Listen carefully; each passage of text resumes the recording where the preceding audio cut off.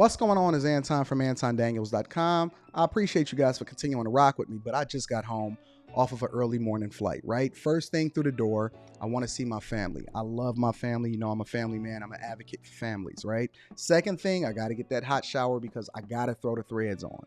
The threads make me feel like $1,000,000, but the third thing through my mind and all throughout the trip is that I gotta have that Teege pack. Teege makes my life uncomplicated. It's uncomplicated skincare for men. The first way that I started specifically was their level 1 system. It's a daily face wash to get rid of the dirt and grime on your skin. 2 times per week exfoliating scrub to get rid of the dead skin cells.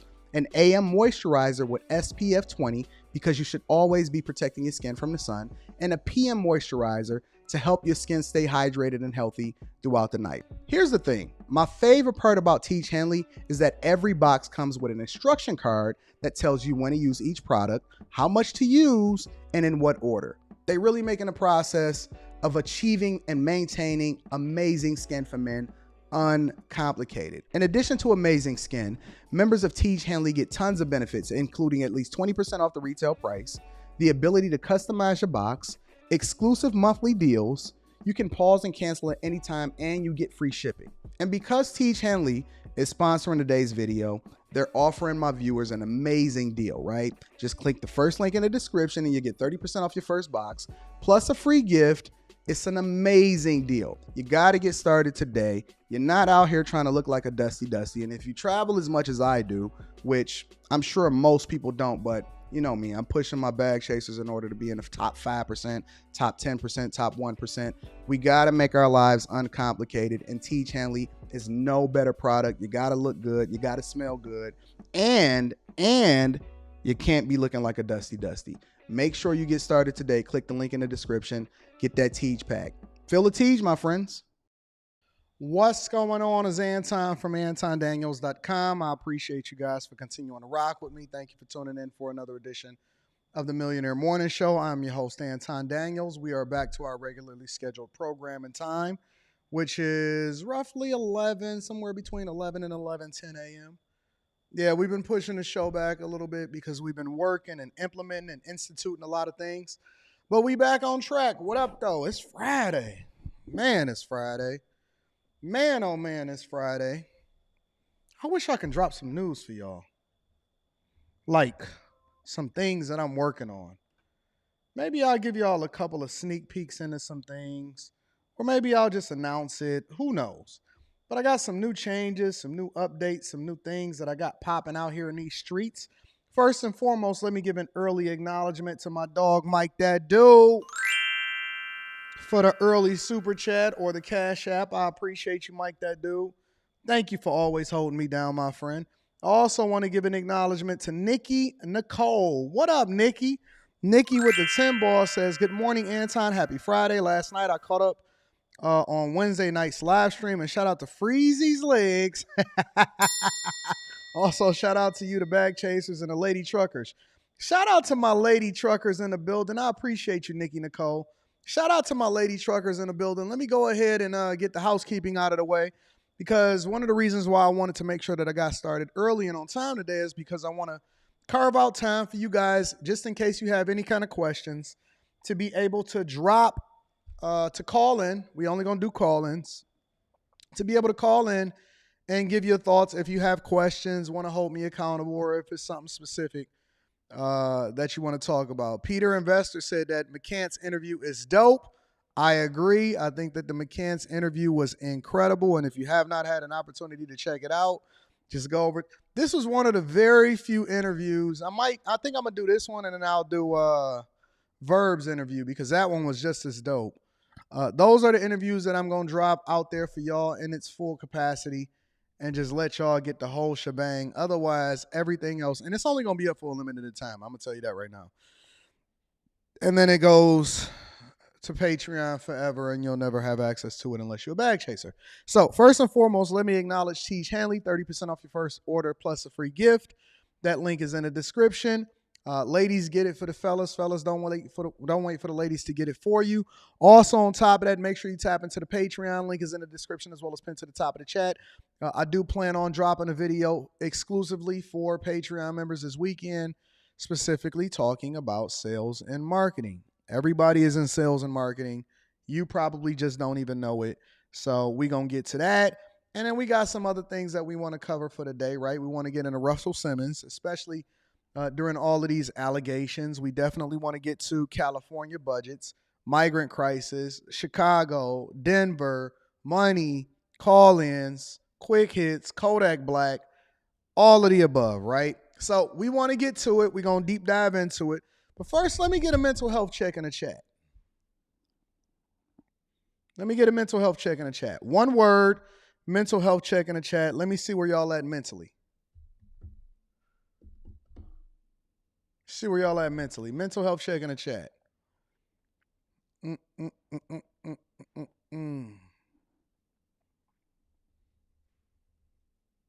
I know we're on a little bit of a delay, like a 5 to 10 second delay in streaming. A Dunn says lifted. You feel lifted, determined, amazing, productive, celebrating. What you celebrating? Cream, motivated, frustrated. What you frustrated about? Blessed, bagging on 3,000. Emotional. Y'all emotional? Pissed off?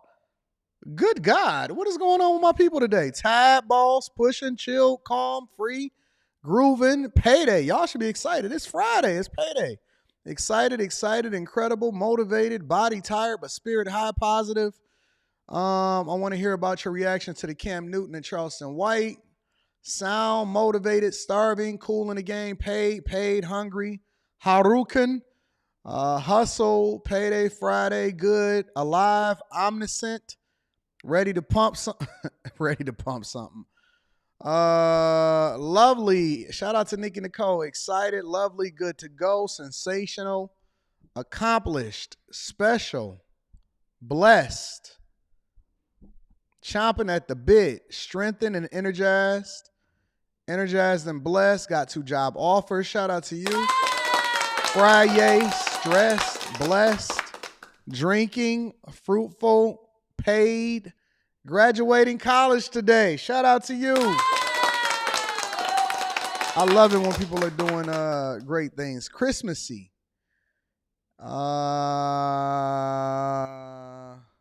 Thankful, focused, wonderful, blessed, majestic, maintaining.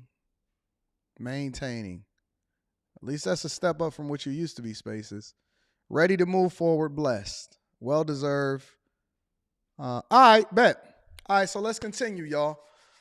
Make sure that you guys tap into the Patreon. Link is in the description as well as pinned to the top of the chat. Teege Hanley, 30% off your first order plus a free gift. I am very, very excited to be kicking it with y'all on a Friday. So let's go ahead and get straight into the show. And we're going to go ahead and get it popping. All right? You feeling phenomenal, Sammy Adele? I feel phenomenal also. It's a great, great day. Let me go ahead and get it popping. And let's get started with the show. Quick Hits, ladies and gentlemen, that is new to the show, is a segment of the show that we don't necessarily need a whole segment for, but we definitely want to keep you guys informed on what's going on out in these streets. Man. All right. Kodak Black. This is his latest mugshot. This is what Kodak is on. And he's recently gotten arrested again. Let me bring y'all into the loop. The legal troubles are piling up for Kodak Black. The star rapper was just arrested here in South Florida again. And Local 10's Christian De La Rosa live now in Plantation with this latest run-in. Christian. Calvin, it was around 2 o'clock in the morning today. Police say they found the rapper behind the wheel of a black Bentley and he was passed out. This is where he was found here. This is the 600 block of Northwest 47th Avenue in Plantation. And take a look at his newest mugshot. Officers say when they opened the door to the vehicle, they also smelled pot and they smelled alcohol. And when they got him to come out of the SUV, the arrest report says they also noticed a white powder coming from his mouth. Police say the substance tested positive for cocaine. and they add he had around 4.1 grams of it in a baggie. Back out here live, Kodak, who is 26 years old and whose real name is Bill Capri, is of course facing several charges, one for possession of cocaine, another one for tampering with evidence, and also for violating a federal probation. You may remember he was arrested on July of last year for trafficking and possession of oxycodone. We do expect Kodak to be in court for his first appearance as early as this afternoon. As soon as that happens, we'll report back. We're live. So Kodak was passed out in a Bentley truck on the side of the road with trees, alcohol smell, and cocaine in his car, according to the police reports and the news reports.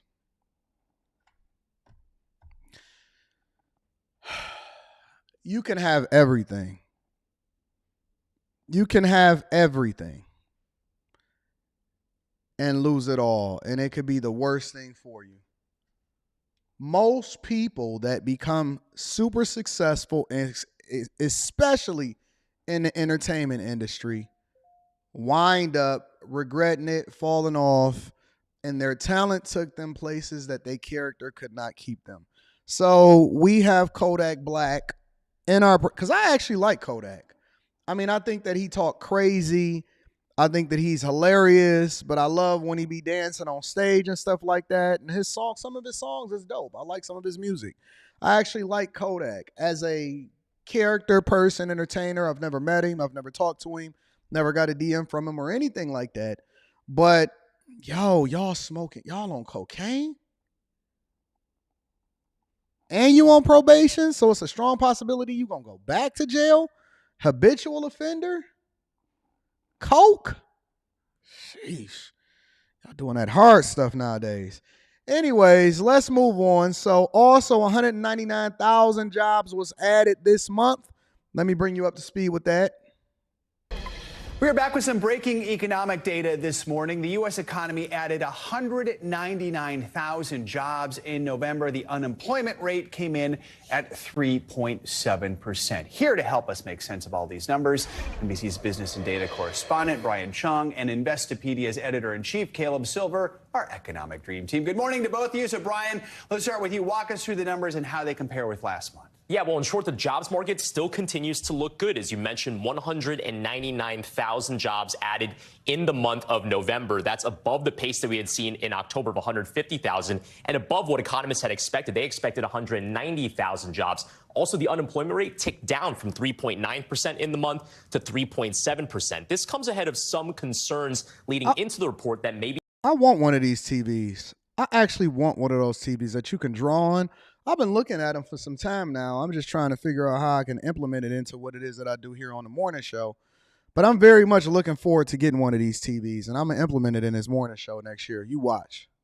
This number wouldn't be that good. There was a report from Challenger that shows job cuts over the course of 2023 and 2022, where we did see an uptick in the amount of monthly job cuts. But as you can see, still certainly not that bad compared to the job cuts we were seeing earlier in the year, specifically in the tech sector. But nonetheless, again, good to see that the unemployment rate is ticking down, especially this late into the Federal Reserve making interest rates higher. All right, so here's the key and the caveat, and the devil is always in the details, so don't always go just buy off of the jobs report because they like to report it a certain way in order to try to make the administration look good, right? So the idea of it is to say, or to use metrics, especially when they're talking about unemployment, how many people filed for unemployment, how many people fell off of unemployment, how many people then got a job, but it doesn't represent full-time work.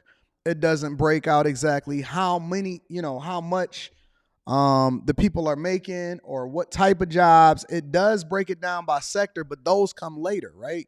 So what they'll wind up doing later, like a week later after, so they'll release the jobs report and then they'll revise it down a week later.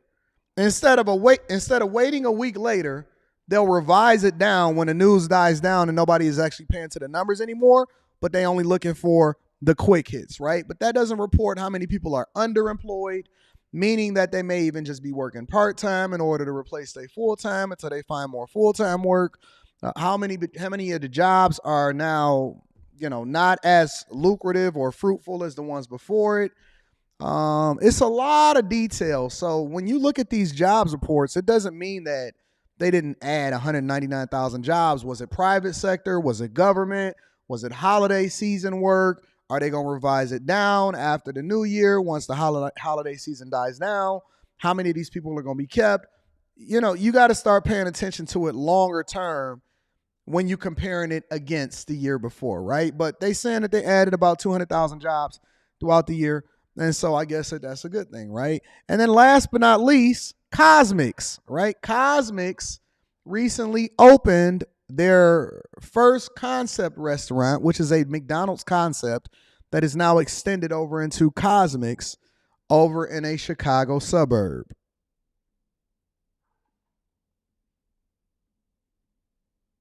The first ever McDonald's CosMc restaurant has opened, and it's right here in the suburbs. The drive-through only concept has seen long lines all day, as you can imagine. We sent our Elizabeth Matthews out of this universe to see what it's all about. Elizabeth.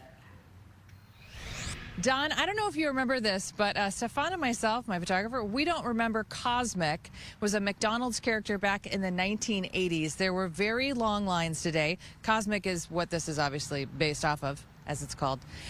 There were very long lines today. A lot of people really expecting maybe to see some McDonald's food, but do not expect to see cheeseburgers and fries. This ain't your mama's Mickey D's. Hi there, welcome to CosMc. Thanks for the wait.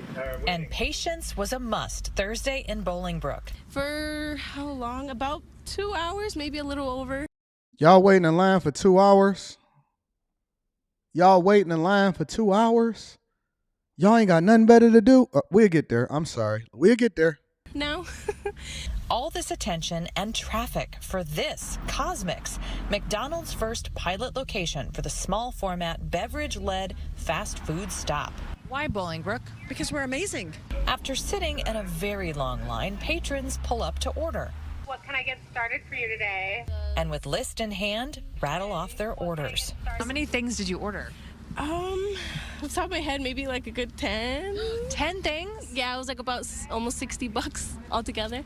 No 20-piece chicken nugs here, though. There are only a couple sandwiches, including a spicy queso sandwich, a few snacky items, but lots and lots and lots of drinks, like a churro frappe and a sour cherry energy burst. Having driven through the window today, once you get there, you get overwhelmed because there's so many options and so many additions. So you order, pay at the kiosk, and sit there until your order is ready to be picked up at the drive-through window. What is that, like a donut?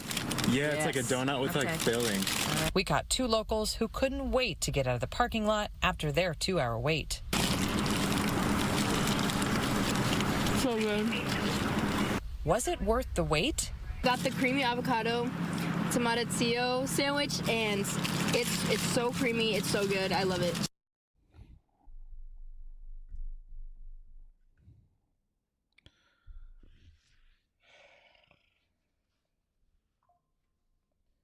Excuse me for being embarrassed for my consumers and my Americans that wait in 2-hour lines for CosMc. But McDonald's is incredibly smart. Let me look at this from a business perspective, right? McDonald's is incredibly smart. Well, first, the question that you would ask is, and let me answer the question more correctly, of why they actually opened up in Bolingbrook outside of Chicago. Well, the reason that is because McDonald's is in Illinois. Let me say that again. It is an Illinois company. That is where their headquarters is. That is where Hamburger University, where you go for training once you get to a certain level. How do I know? Because Rita used to be working at McDonald's since she was in high school. Since she was like 14, 15 years old, she was working at McDonald's. And she was on her way to being like a store owner / manager and all of that stuff. But I said, we're not going to do that. But yeah, that is where they're headquartered. And that's where they send their owner managers and all of that other type of stuff for training. And so they're headquartered over in Illinois. That's one of the reasons why they opened it up, because it's much easier for them to scale up and then test out their concepts closer to where their headquarters is. Now, in addition to that, if you notice, the drive-thrus are very, very much just like the McDonald's drive-thrus, which are innovative in itself, right? I see a lot of other drive-thrus actually trying to copy McDonald's drive-thru. Similarly, I seen Taco Bell trying to do it. I see Burger King trying to revamp and do it because they have the 2 lines and then they're able to manage it more effectively and get more people through quicker, in which they tested it at McDonald's and then they took all of the best of what they seen happening at McDonald's and then they implemented it over at this new restaurant concept, which actually takes less menu items. And here's the real benefit and here's the real business lesson in it, because I know a lot of us just like to look at the novelty of it, the newness of it, CosMc, the marketing, and all of that other type of stuff. What's really great about this is that if anybody has ever actually been into the restaurant industry, which obviously I have and I'm still a participant in, you know that the highest margin items in a restaurant are the drinks. The highest margin items in a restaurant are the drinks. And it is a drink-heavy menu, largely modeled after a lot of what you see happening and learn from as far as the McDonald's concepts combined with like a Starbucks type of concept. And they have very few menu items in which you can mix and match. And it takes few ingredients in order for them to make a bunch of different drinks, which is a phenomenal business concept. And if anybody is looking to get into franchising, which I'm not sure that they're going to be franchising yet, but I'm sure that they will soon. Anybody looking to get into franchising, I think that this is a really, really, really good concept. I haven't dug deep into it. I've just been looking at the news and following McDonald's as an investment company because I think it's an incredible company to invest in. If you are going to invest in a restaurant or a fast food concept, from a stock perspective, I recommend McDonald's. They have largely always gave great returns, and they have a phenomenal company that is greatly managed, tight-lipped, and they control a lot of what their franchisees do by owning the real estate and then leasing it back to the franchisee in order to control what it is that you're selling and how you're doing it, right? So I think that McDonald's is an incredible, incredible investment opportunity. I like the new concept. I like that they took the best of McDonald's, combined it with the highest margin items, and then made it drive-through only to where they don't even have to deal with anybody coming inside of the concept of the restaurant. It is a phenomenal and incredible concept. So I'm going to look at it from a business perspective where everybody else is waiting in line so they could taste their avocado stuff or whatever. I think that it's a great concept. So shout out to McDonald's as leaning into what it is that they do great and continuing to break this down. So that is your quick hits, ladies and gentlemen.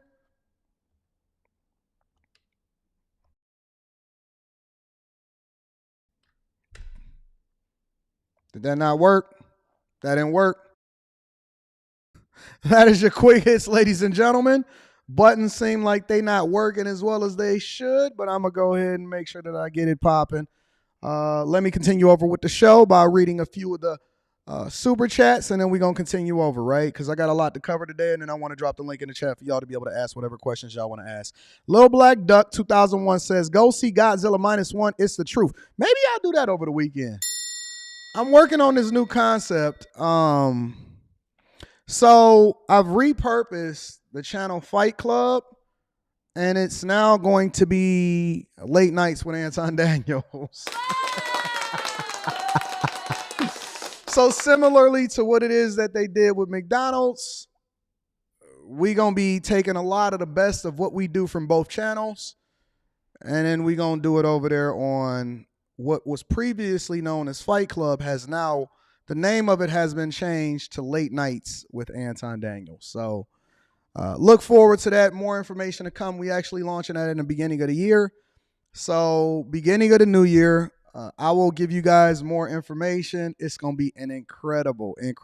I'm redoing the studio. We got a lot going on in here. So it's going to be a great concept. And the channel is now going to change, and it's going to evolve, and you're going to be seeing some changes coming sooner rather than later, and it's going to be absolutely awesome. So y'all get to have more of me. Yay! Shout out to Lil Black Duck. I'm going to check that out over the weekend. Jari says, shout out to the culture. Shout out to the culture. Yeah, all right. You don't have to worry about me going to CosMc's. I'm practically, what do they call it, like a fruitarian at this point? Yeah, it's going to be dope. The new concept going to be incredible, y'all. It's going to be great. All right, let's continue over with the show, right? First thing that I want to say is, and again, make sure you tap into the Teege Hanley 30% off your first order plus a free gift. Also, make sure you tap into the Patreon. Kevra, you are the last one, and then it's one person that's outside of the country. I'm going to make sure that I get y'all payments over there from the Patreon pitch session. That's going to be awesome. Also, we got a new video that's dropping inside of the Patreon this weekend, specially curated just for you guys, so that's going to be absolutely awesome.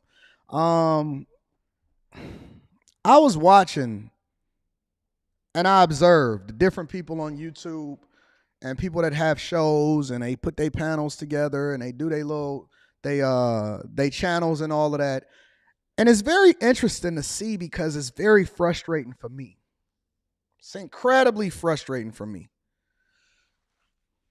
When I watch different people that are in the infancy of what they're doing, and even if you've been doing it for a year or 2 years and all of that stuff, you're still in your infancy.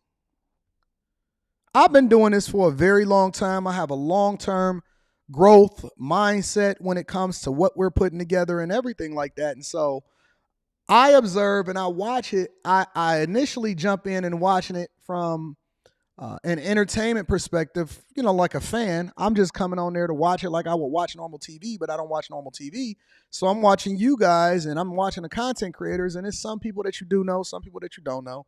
And it's incredibly frustrating for me sometimes as a fan because I see where the holes are, right?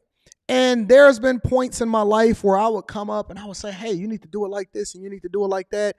And you should do this or whatever. And I'll get pushback sometimes, even from doing that, from people like, what do you think? And it's like, I don't have to help you. I don't have to say nothing, which now I'm wise enough and I'm smart enough to spend the overwhelming majority of my time on me and just my chasers.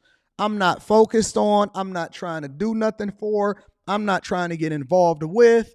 As a matter of fact, I'm more focused on repairing gaps, bridges, issues, and problems that I may have had with other people, more so than I am of actually going out and doing any kind of, and giving any kind of insight whatsoever, right? I don't have anything to say. I don't have anything to say personally about anybody that might have an issue with me. I don't care. I don't have anything to say about how you need to be doing things differently. Why would I give you that game, right? Most of these people ain't even bag chasers, so why would I trip? Why is it even a thing, right? But it is frustrating, and one of the things that I've learned is a common trait and a common characteristic of listening and watching other people as well as coaching is that most people are not coachable. Everybody think that they want the information until it's time to get the information, and then you realize that most people are not coachable. That's why we charge. The charging for information is not based off of a profitability model or anything like that, because anybody that knows me or anybody that's ever had a coaching session with me know that I don't charge even remotely as much, but I give 10 times better information than whoever it is that you otherwise have sought coaching from. It's a fact. I make no money off of coaching at all. The way that I break it down and the amount that I charge you is based off of, and that's why I'm so crazy in demand, right? Is because people realize the type of information that they're getting, and I don't hold back. I give you everything. The type of information that you're getting for the price that you're getting it at is not based off of how much I can make from you, but it's based off of how much my time is worth. So the only thing that I ask people to do is don't waste my time, right? It's a specific formula that I use, the amount of money that I make divided by the amount of hours in a year, which then substantiates how much my time is worth, whether I'm sleeping or awake. And then all I ask you to do is justify my time because I could be doing it and spending it with my daughter or doing something more productive or building, right? So I don't make any money from coaching, but I extend myself because I always want to make sure that I'm adding value into people's life. The only thing that I ask is that you not waste my time, right? And so when you start to think about that concept, you have to start putting it in perspective, and then you have to say to yourself, well, why would I waste my time giving information to somebody who don't even value it and doesn't take the information and implement it, even though I am the very one who you've seen from the very beginning evolve into the spaces that I am now today? Why would I give you that information?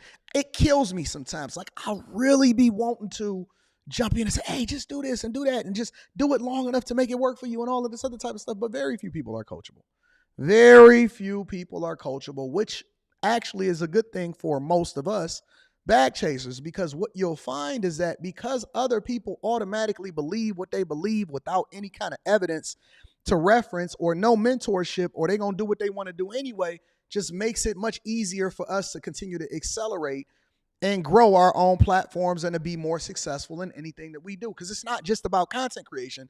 I'm using content creation in order to emphasize a point, right? I'm using content creation as an example because it's something that we all can reference to because we are all paying attention to what's happening in the content creation space, right? But very few people are coachable. And you can apply this in any aspect. You can say it from a relationship. Man, listen, I don't know how many of y'all that I done told, listen, how you start off is how you're going to have to continue. Don't start off spending a bunch of money into the relationship. Don't do this or do that. Hey, pay off this. Don't get the credit card. Don't do no hard money loans. Just hold on for a little bit. Take care of this, whatever, so on and so forth. I don't know how many people, hey, man, you don't want to do that. That's a bad business model, whatever, so on and so forth. It's like having a bunch of bad little kids, and then you say, hey, don't touch the stove. And then they say, now they got a bruise on their hand for the rest of their life. And you didn't even have to have a bruise. All you had to do was really pay attention to what I was telling you. And you could have skipped the process, but now you got to go through it over and over and over and over and over again and still not get the results. So basically, you wasted your time. You was better off spending money getting coaching from somebody, not from me because I'm booked up. You better off spending your time getting coaching from somebody and paying them an egregious amount of money because it's going to cost you way more from what it is that you missed or what you didn't make on the back end. And it's unfortunate because we're so backwards thinking. We're so backwards thinking. And we don't live 1,000 years anymore. And because we don't live 1,000 years, you don't get enough time to actually atone for the things that you did and still be able to benefit as a result of it because we don't get no respawns.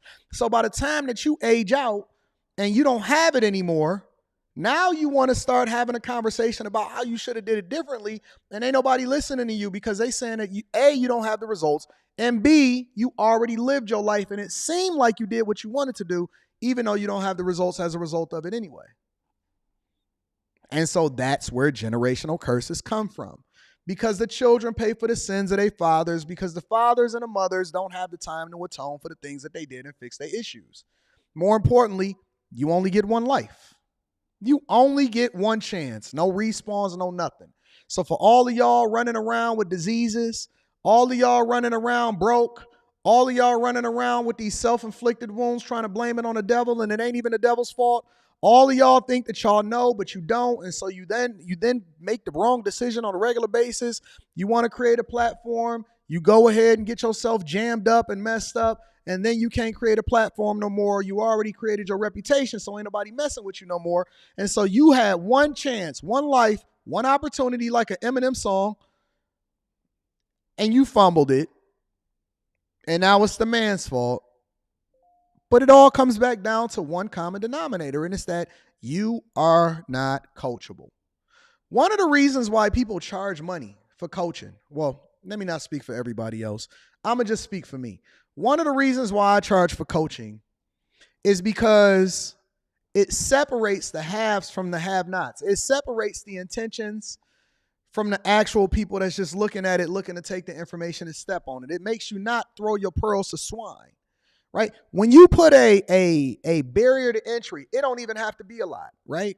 So let's just I'll give you an example. We got the Patreon, right? And we have thousands and thousands of members. And I actually go out and I visit you guys and you all come for free and you have a good time. And I go to your city, city to city, state to state, all year round, every single year. And I go and tap in and I invest in y'all businesses and I try to convince y'all, hey, get your business together.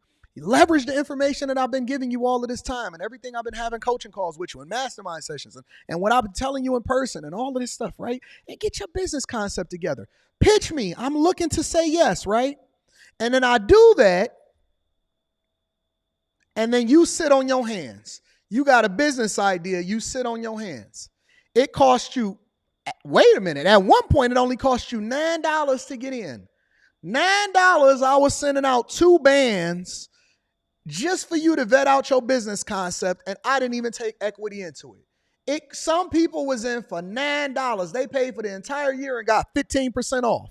They paid $83 for their Patreon membership and is getting all kind of benefits, leveling up. I know people that's literally almost millionaires now as a result of a 2-year coaching session. I know people that done got 2 bands.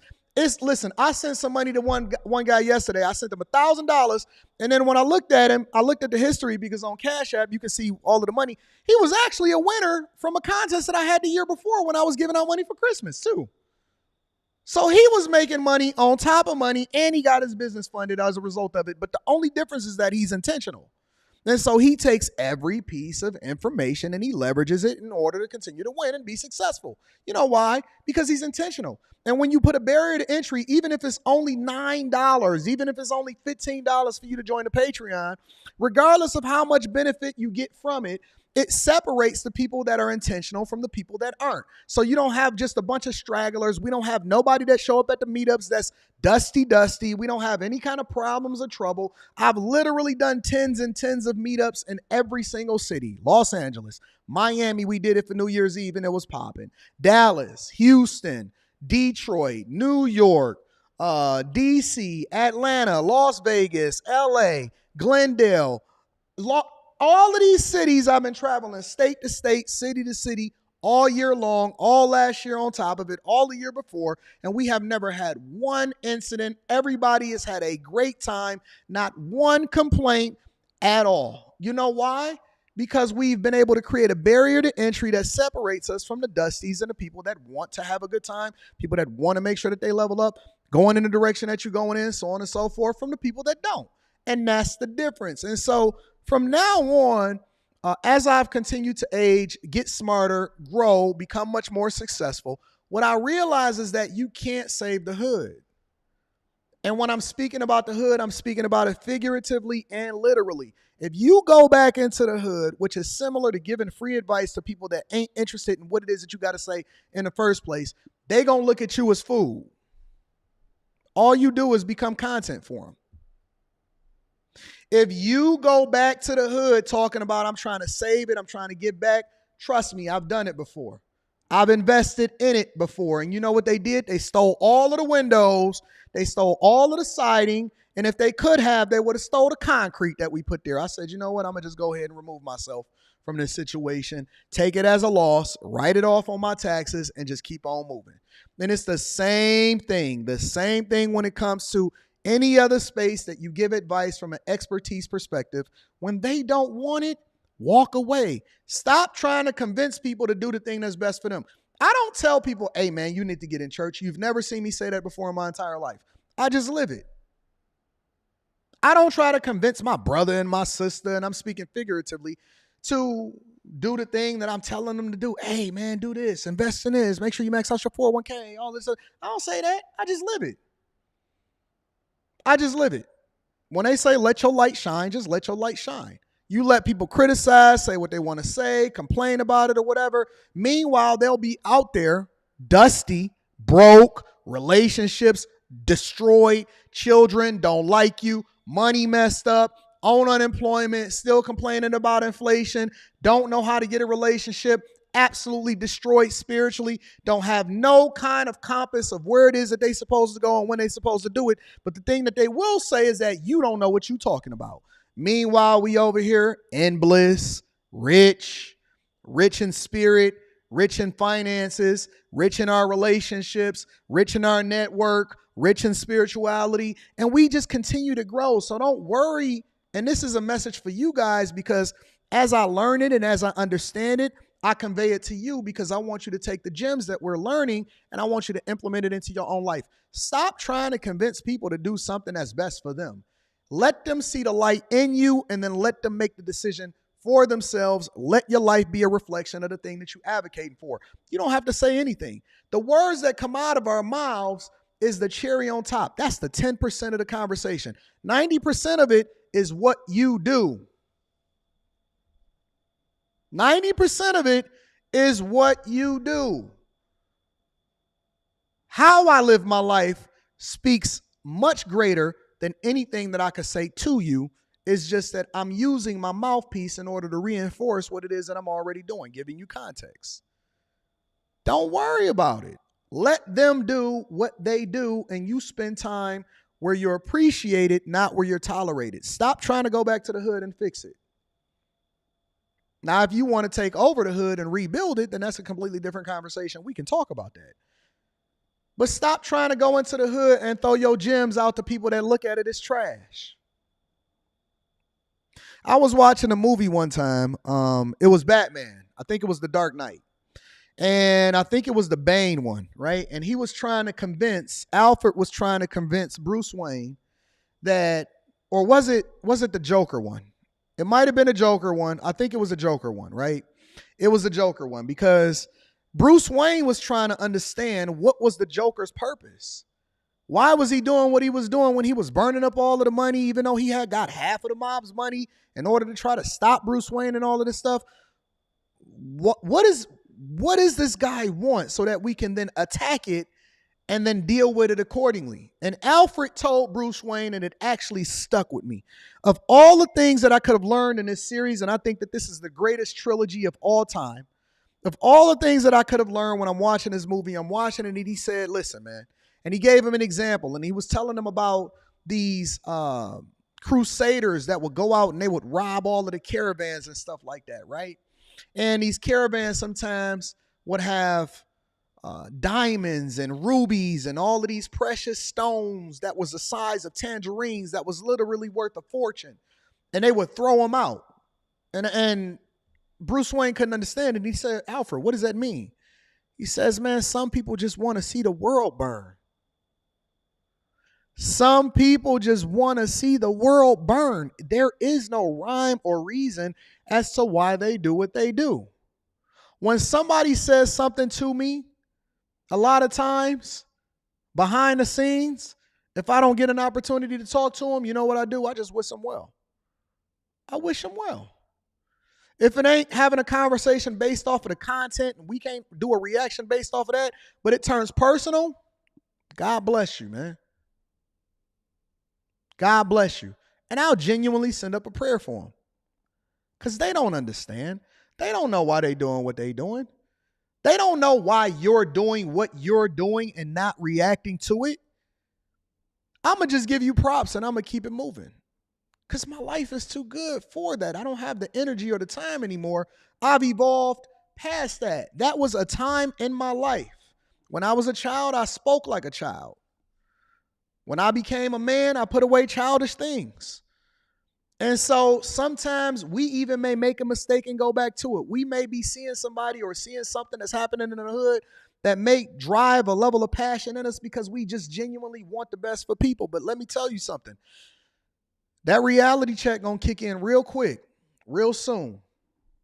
And so what I'm telling you is that allow for people to reveal themselves and let them show themselves deemed worthy of your coaching and let them be coachable. But most people won't, and that's okay because we're not trying to reach everybody. You just want to reach your tribe. You just want to align yourself with the people that's going in the direction that you're going in. Stop trying to pull people along the road that you're traveling. It ain't meant for them. You keep trying to convince your mother and your brother and your father and your sister and your girlfriend and your chick and your husband and all of them to continue. Hey, come on. I remember when it was time for me and Rita to move out, right? Because I had moved back into my mama's basement when I went broke in the 2006, 2007, 2008 era where there was a huge recession, a real recession that was happening in the streets.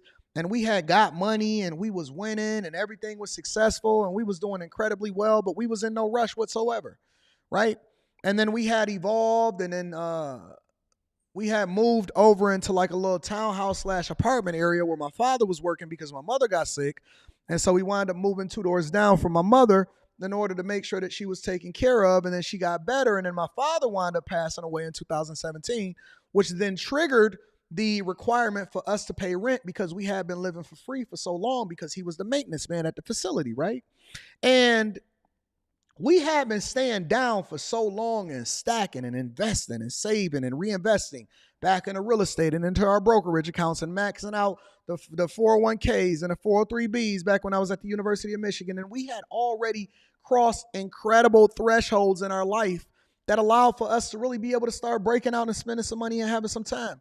And I was walking a place with my brother, right? Because I hadn't actually went out and started paying anything until now. Like from 2007, 2008, all the way up until 2017, I had basically lived 10 years with no payments and rent or anything whatsoever.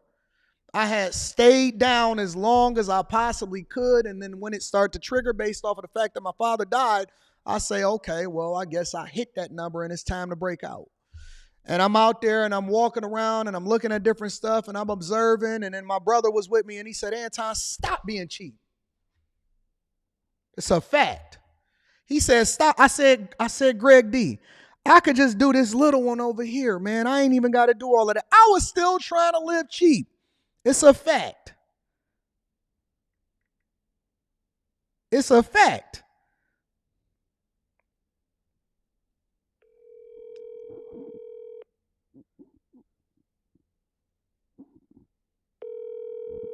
Your call has been forwarded to Not forwarded to voicemail. Not forwarded to voicemail. Hey, he better call me back. Oh, okay. He in the meeting. No, it's not urgent. But I was walking around. I was walking with my brother, and we was observing the property. And I said, "Nah, we could just do this. We could do that." He said, "Anton, stop being cheap." He said, "You got too much to be sitting here playing cheap." It was time to break out. It was time to break out. And so now that I've put my time in, and now that I've done what I was supposed to do, and now that I've gotten to the point where my life is fruitful and I can multiply and I can start to live the way that I really want to live because I paid my dues, I don't feel any obligation to go back and do anything that anybody is asking for me to do. I'm going to separate myself and then make myself available when I want to, not when you think that I should. Not when you think that I should. I'm good now. My daughter is driving.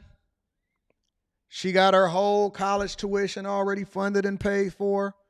We good. I'm good. I'm good. I can do what I want to do now.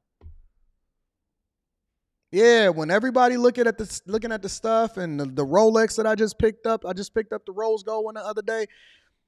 I did it because I paid my dues. I paid my dues. And so let them do what they want to do, and you focus on doing what's best for you and for the people that's actually going in the direction that you're going in. All right? Let me read a couple of super chats, and then we're going to get it popping with the show because we got to get to the money, y'all. The Move TV says, Anton, coaching calls are awesome. Shout out to you. I appreciate you, my dog. Next Level MF says, I hope those who want to be helped or who want help just don't know what direction to take. Reach one, teach one, can't save everyone, but there's people who just need guidance, especially the youth. Nope, let them suffer. They'll learn a lesson. People Love Good Quality is in the building. Says, Anton, when you bring in the meetup to California, I did a meetup in California. I didn't do one this year, but I did one in California. I'm going on tour next year. We planning a whole tour. You know what I'm saying? So we going to get there. Shout out to People Love Good Quality. I got their hat on. Make sure y'all go to their website. They got the discount codes up there. Make sure y'all tap in for the holidays, all right? Let's go ahead and get started with the show, ladies and gentlemen. Let's get it popping. California is in a $68 billion historic deficit. Let me say that again for the people in the back. California has found themselves in a $68 billion historic deficit.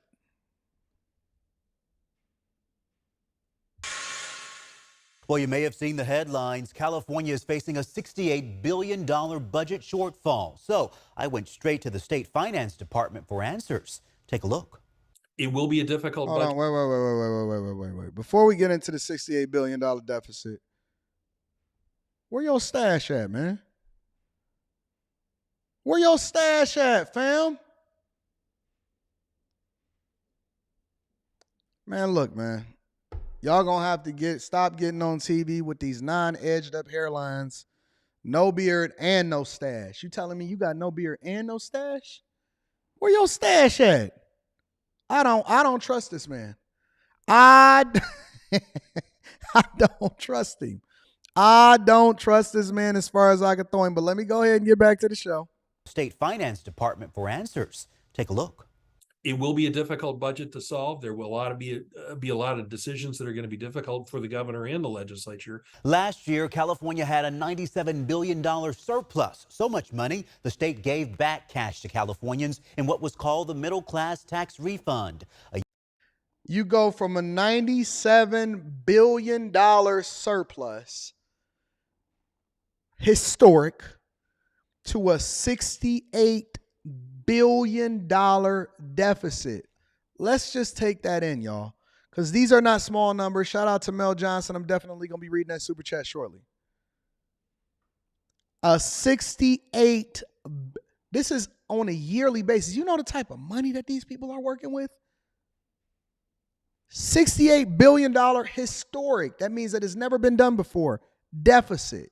A year later, we're facing a deficit. Why? I'm told tax receipts were lower than expected, and victims of flooding after those back-to-back winter storms were given an extension until October to file their taxes. So what will all of this mean for your wallet? One of the things that is, a reading ray super of chat shortly. comfort, if you will, amidst this bad budget news, is the fact that unlike past downturns, we do have a substantial and record level of budget reserves that are available to us to help deal with this downturn in revenues. The state has about $22 billion in the rainy day fund, to be exact. In addition, we also have reserves for public schools, for the safety net programs. The Newsom administration released this statement saying the governor has maintained strict fiscal responsibility since taking office, building up the state's reserves to historic levels, the maximum allowed by the state constitution to be put in reserves, and paying down debts, putting California in a strong position to deal with budget shortfalls. There's no reason that California should be in a budget deficit, considering that payrolls are up, unemployment has been at record lows, they take in a record number of taxes, and then property taxes are continuing to explode in California, right? But I'm going to tell you why they're in a deficit, and we'll get there. In January, the governor will introduce a balanced budget proposal that addresses our challenges, protects vital services and public safety, and brings increased focus on how the state's investments are being implemented while ensuring accountability and judicious use of taxpayer money. We may have to pull back on some one-time expenditures in the past that we can't sustain right now. So we will be looking to where we can make those types of adjustments, those types of savings, while maintaining the core programs that are essential for Californians and maintaining the progress that we've made in some critical areas, such as education, such as housing, such as homelessness, things in those and in the climate as well. So before I deep dive into the next clip, let me do this. Let me back up for a minute because I want to make sure that we're looking at this in its totality. And I want you guys to understand what's going on inside of y'all state, because a lot of times these numbers just seem so massive and so huge that it doesn't seem like it makes sense, but it does. And if we start to break it down and we start to look at it according to the way that it's supposed to be broken down, I'll help you to understand it. So the 2023-24 budget, here, let me just share my screen with you guys really quickly so you can understand what I'm talking about. This is the governor's budget of California, right? You can do a quick Google search. It'll pop right up. It'll tell you exactly what the budget is. If you look at the first sentence, the 2023-24 governor's budget proposes spending $296.9 billion in state funds. That is not a typo. On a yearly basis, they're spending close to $300 billion in one state. That is their budget.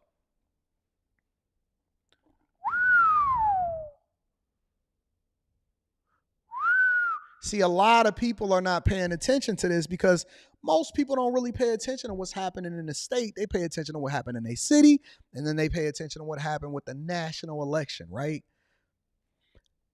$300 billion is what their budget is, okay? Let's just take that into consideration. Revenues is $210 billion. And it'll tell you, and this is what they allocating the monies to. Expenditures versus revenues. So this is what's coming in, and this is what's going out based off of what was proposed. Now remember, this was proposed in January earlier this year. 11 months later, we now get the real numbers because they get to project out. So when they put in the budget together, they have to do it based off of what they project making money from. And there's a lot of reasons why they're now having a shortfall and that they don't project to have as much money. But this was earlier this year, right? Personal income taxes, they make $126 billion from personal income taxes. Sales taxes and use, $33 billion. Corporate taxes, they get $39 billion from that. Insurance taxes, $3.8 billion and $7 billion from other. And then over here, their expenditures, they spend $81 billion for that trash education y'all getting over there.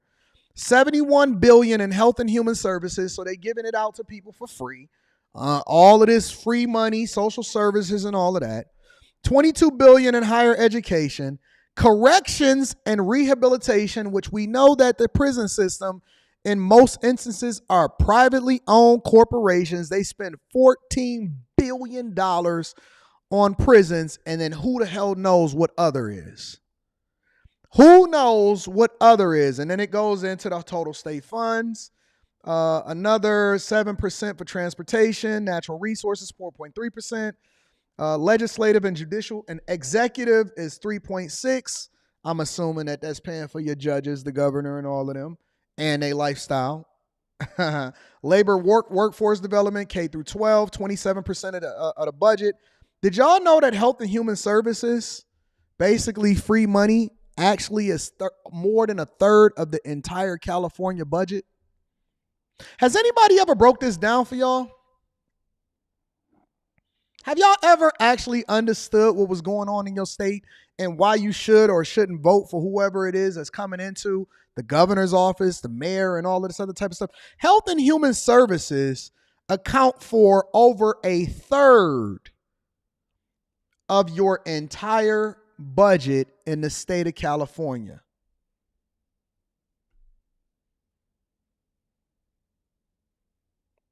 Over $100 billion. Over $100 billion is being allocated to health and human services. Corrections and rehabilitation, 6.3%. Only 1.7% is being used for business, consumer services, and housing. What a broad spectrum. Environmental protection, 2%. General government is 3% of the budget. So this is what y'all paying taxes for. This is what y'all paying taxes for. They have to put this information out here for you guys. But you guys are not familiar with it because you're not doing a deep dive to understand who it is that you're voting for. Let's continue. Let me break it down for you a little bit more. Taking a live look at the state capitol in downtown Sacramento, state leaders are going to have to make some tough decisions next year when it comes to how they spend your tax dollars. The latest update from the state capitol shows how they spend your tax dollars. It's your money. It's your money. I just want you to understand that. California could be facing one of the biggest budget shortfalls in state history. KCRA 3 Capitol correspondent Ashley Zavala joins us now, breaking it all down. This is a huge deficit. This is significant, and it's reminiscent for many back to the early 2000s. Governor Newsom and state lawmakers this year are going to have to figure out how to solve that $68 billion budget problem as state spending negotiations begin next month. This update comes from the State Legislative Analyst Office, also known as the LAO. It's the agency. So remember, they're projecting for next year now. That guides lawmakers in the state's financial decisions. It released its full financial outlook this morning, showing that not only do lawmakers have to deal with this hole for the upcoming year, but then shortfalls at about $30 billion each for the following 3 years. So they're projecting revenue shortfall and budget shortfalls and deficits of over $30 billion in addition to the $68 billion each year after that, which probably means that they're being too conservative with what the shortfall is going to be, because it's probably going to be much bigger than that. But let's continue. So why is this happening? The state's financial experts say several reasons, but primarily point to those delayed tax returns that just recently came in because of the strong storms from earlier this year that delayed returns. So as we've been reporting, lawmakers and the governor put together a state spending plan last summer without having a full financial picture from those returns, which ended up coming back billions of dollars below expectations, $26 billion to be exact. Second, the state relies mostly on California's wealthiest taxpayers for cash. That's the part I wanted you to see. That's the part I wanted you to see. And so as they continue to run out the people that are paying the most taxes inside of the state, now as they move over into other states that don't even have an income tax, aka Texas, aka Nashville, Tennessee, aka Florida, as people flee because they get smarter and wiser, and then they just go over there and they just have a little vacation home over there, but they spending the overwhelming majority of their existence over in these states that actually is a lot more conducive to business. And then y'all move over there and y'all trying to vote so that y'all can turn it into what it is that y'all ran away from in California. A lot of these people moved over to Nevada. They moved to Las Vegas.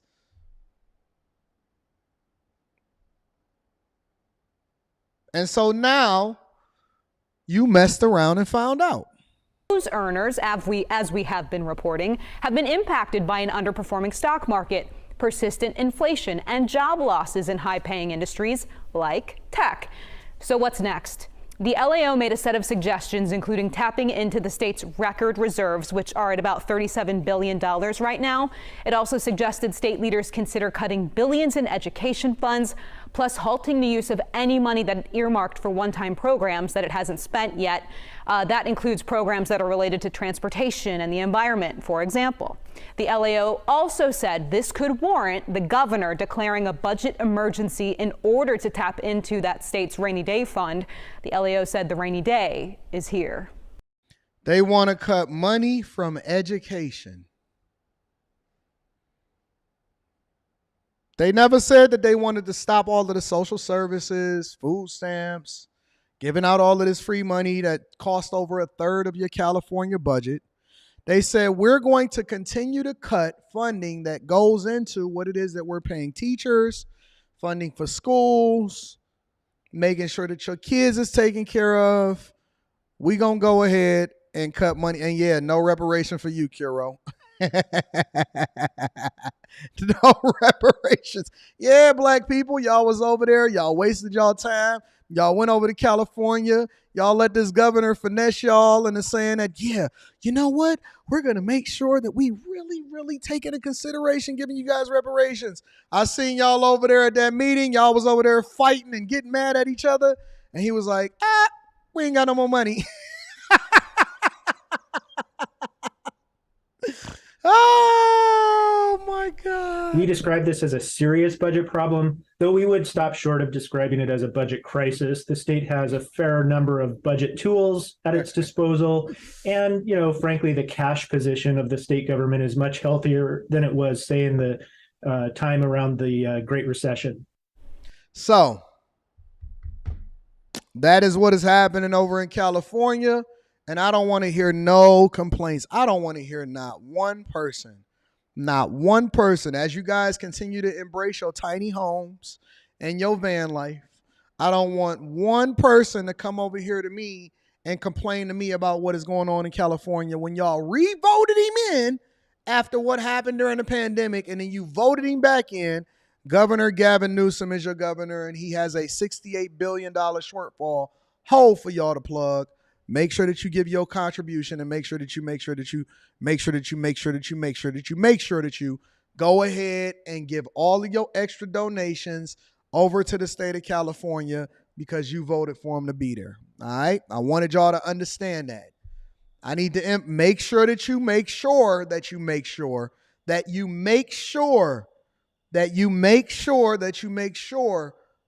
to give your contribution over into California to help Governor Newsom give out more of your money to prisons and social services, okay? All right, Pumpkin. Let me read some of the super chats, and then we're going to go ahead and continue over with the show. Melvin Johnson says, Marcelo said she needs to get out of here ASAP. No, Randy, Marcella, y'all stay over there in the Sunshine State. Ain't nothing out there for y'all. Y'all got to stay there. That's y'all governor. That's y'all people. Melvin Johnson says the best I can do for them is share AD videos. Facts. Share the video. It is beautiful out there, but boy, some of them boardwalks be smelling like pee. Sharon, my number one friend and bag chaser with no mustache, says Team Clean Face. I don't know why Sharon decided to go without a mustache. Sharon, you can do the mustache, family. It's okay. You look dope with a mustache, bro. Eric Harris says, 80, the way these Democrats spend money, do you think the economy is going to crash? Never. You know why? Because inflation will just go up, and then we'll just print more money. It won't happen in your lifetime. It's going to happen in your kid's lifetime. Cuba the Rain says, good brother, Anton is always cooking up and dropping gems on us. I'm grateful for you. I'm grateful for you. Thank you, Q-Bird Raymond. Thank you for holding me down. I appreciate you. Tyson Scott is in the building. Tyson said, I got this fireball for you. Thank you, Tyson. And thank you to everybody continue to hold me down. Make sure you hit a like for the YouTube algorithm, subscribe to the channel, and turn on your notifications. We're going to continue over with the show. Did you guys know that over in Chicago, that they've recently passed a bill that protects migrants? Oh, you didn't know? Shout out to Anthony M. I'm definitely going to be reading that super chat shortly. The people didn't know? Well, let me bring you guys up to speed of what's happening over in Chicago. I know you thought that you seen the worst of it, but Brandon Johnson and J.B. Pritzker and all of the aldermen is saying that we just getting started. More asylum seekers arriving in Chicago tonight. WGN's Andrea Medina is live in the South Loop, where OEMC workers are on site to welcome and process these new arrivals. Andrea. Micah and Pat, we've seen 2 buses arrive, and that was about 2 hours ago, and city officials are still here waiting for the arrival of 5 more buses. Now, as dozens of migrants stepped off the buses, they were all greeted by OEMC officials. Many were adults, but there were several children as well. Then a group of people with New Life Centers also welcomed them. They had tables ready with coats and another with bags filled with basic necessities. I can't get half of these people when I go into well, it may be different for me and the bag chasers, but let you go into a place that you ain't never been into and don't nobody know your name, where everybody knows your name, like Cheers. Go somewhere where you ain't supposed to be when you ain't supposed to be there and not be able to speak the language and watch the welcoming that you get with no money. See what happened to you. We spoke with the Venezuelan migrant who didn't want her face to be shown, but she says their bus ride was more than 24 hours long. She traveled with her husband, 2 kids, and other relatives. But before the bus ride to Chicago, she says they had a long and dangerous 2-month journey from their home country. She describes being robbed and kidnapped. Now, she says the only worry she has now is a cold, but she is happy to be in a great city like Chicago and will be staying with a relative who lives here. Wait. Let me back up for a minute. Hold on one second. Let me just put this in perspective. You got relatives that live in Chicago. They told you to come on here. You got kidnapped and everything, but somehow you and your whole family managed to escape. Leave me alone. We want to get to Chicago. And they let you go. Okay.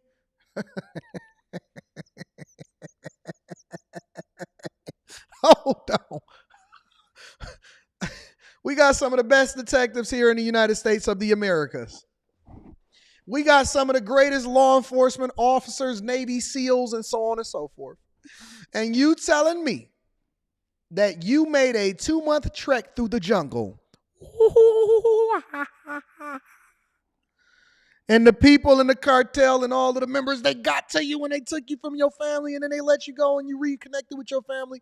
And then you made it over here. You took a 24-hour bus ride as soon as you crossed the border to get over to Chicago, and you got relatives waiting on you, and you had a phone, and then they welcomed you with open arms. Wow.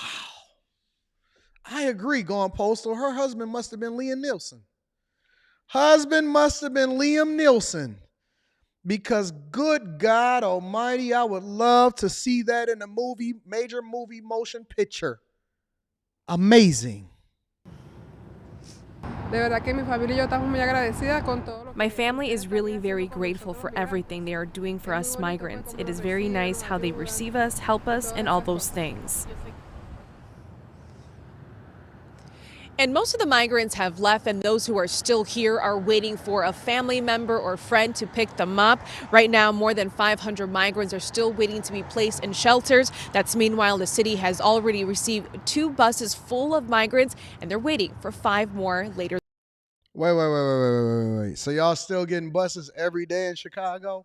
Even though they flew some people home on a first-class trip?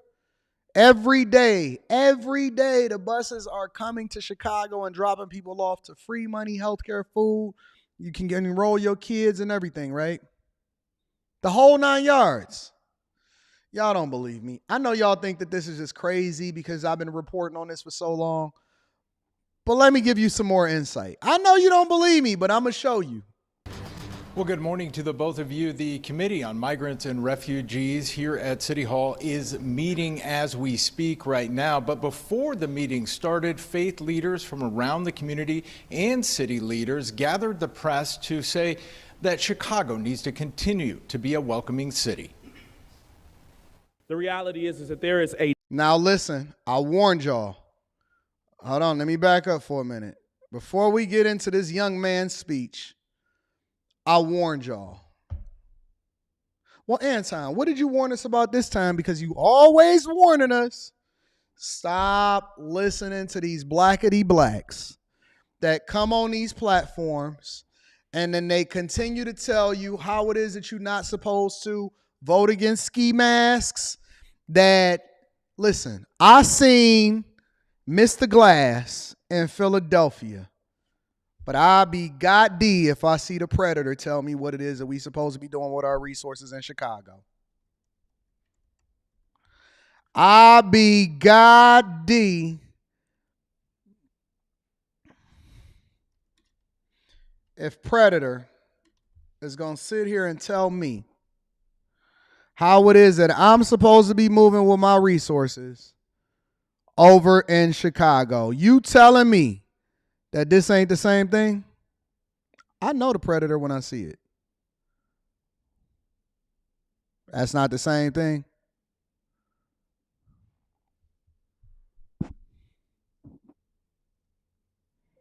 I know the predator when I see it. Hold on, I got a better one for you. Let me see if I can find a better one.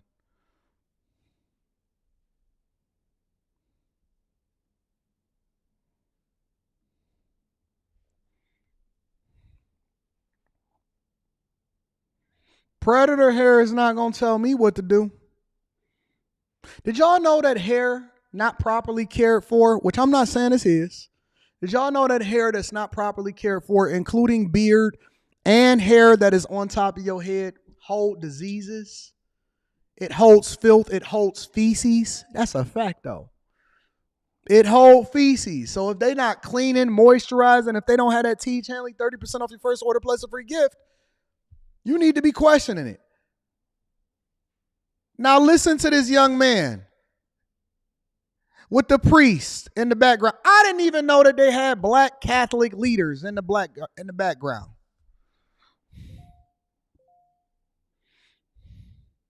And I don't even know what that is on the right-hand side with the turtleneck on. I don't want to offend nobody. I'm going to be honest with you.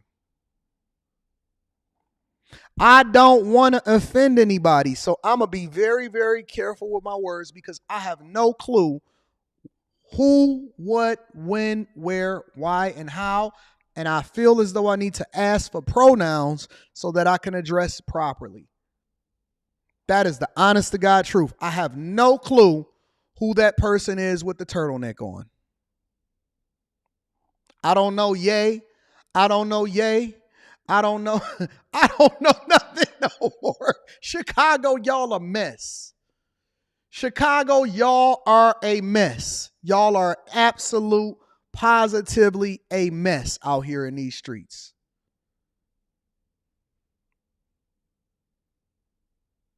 I have no clue what's going on. When y'all gonna wrangle y'all city and get some control over what's happening out here in these streets?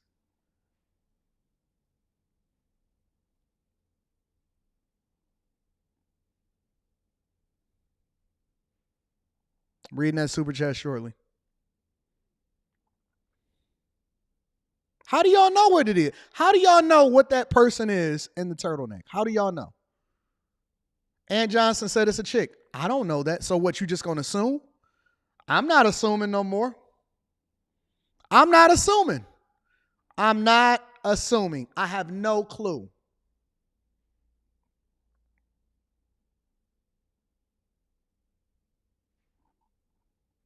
Let's see what he got to say.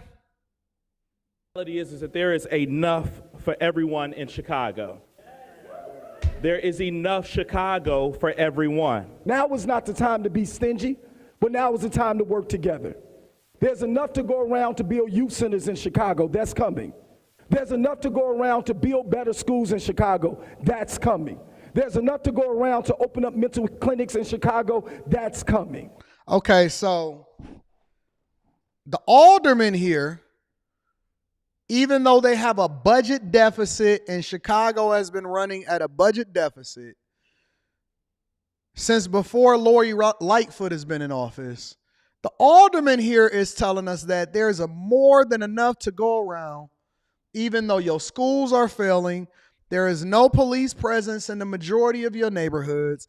There's cops everywhere quitting the force. You have over 30% vacancy rate on the Miracle Mile, the most marketable thing that you have in Chicago.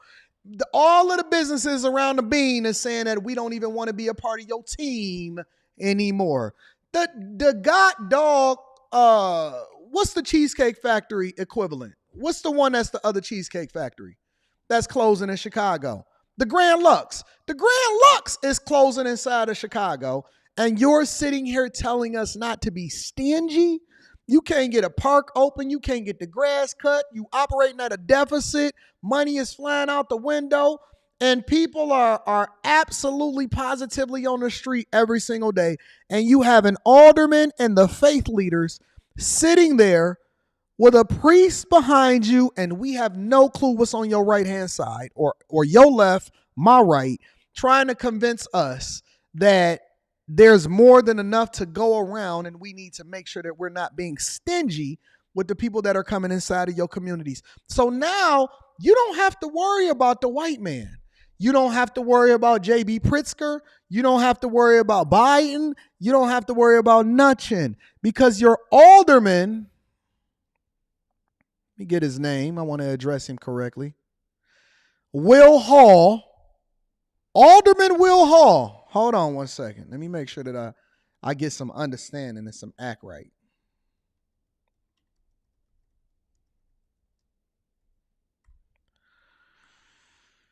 Alderman Will Hall, who is the very same person that I had on this show, and he was complaining about the crisis that he's seen at the UX. Hold on, wait. Listen, y'all, listen. I want you to pay attention because I can see this in real time. And the way that my brain works is that sometimes I get like a little bit of like a limitless pill type of situation where I identify with something that somebody is saying. And then I start putting the face and the name together because I'm not that good with names, but I'm really good with faces. I remember this guy, right? Let me get his speech one more time so then I'm going to go back and visit something that he said. But now is the time to work together. There's enough to go around to build youth centers in Chicago. That's coming. There's enough to go around to build better schools in Chicago. That's coming. There's enough to go around to open up mental clinics in Chicago. That's coming. Nobody will be left behind. Okay, so let me revisit this. So this guy's name is Will Hall. All right, cool. Give me a second.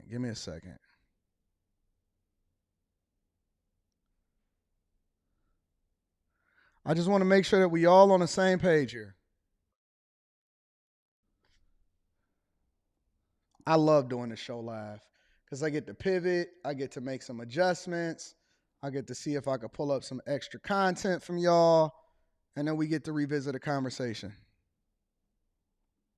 Welcome now our friend Alderman William Hall, 6th Ward. Alderman Hall, thank you for joining us. Thank you for having me. Thank you. Just down there with a contingent of other local policymakers. You went to the border. You saw what was down there. Key takeaways? Yeah, key takeaways. Number one, we need common sense border policy, ASAP. Secondly, we need an aid package here in Chicago because we are dealing with the effects of a lapsed border policy, paying for. So you need an aid package, but it's more than enough to go. Okay, so I'm just curious. Listen, these are your local politicians that are talking to you.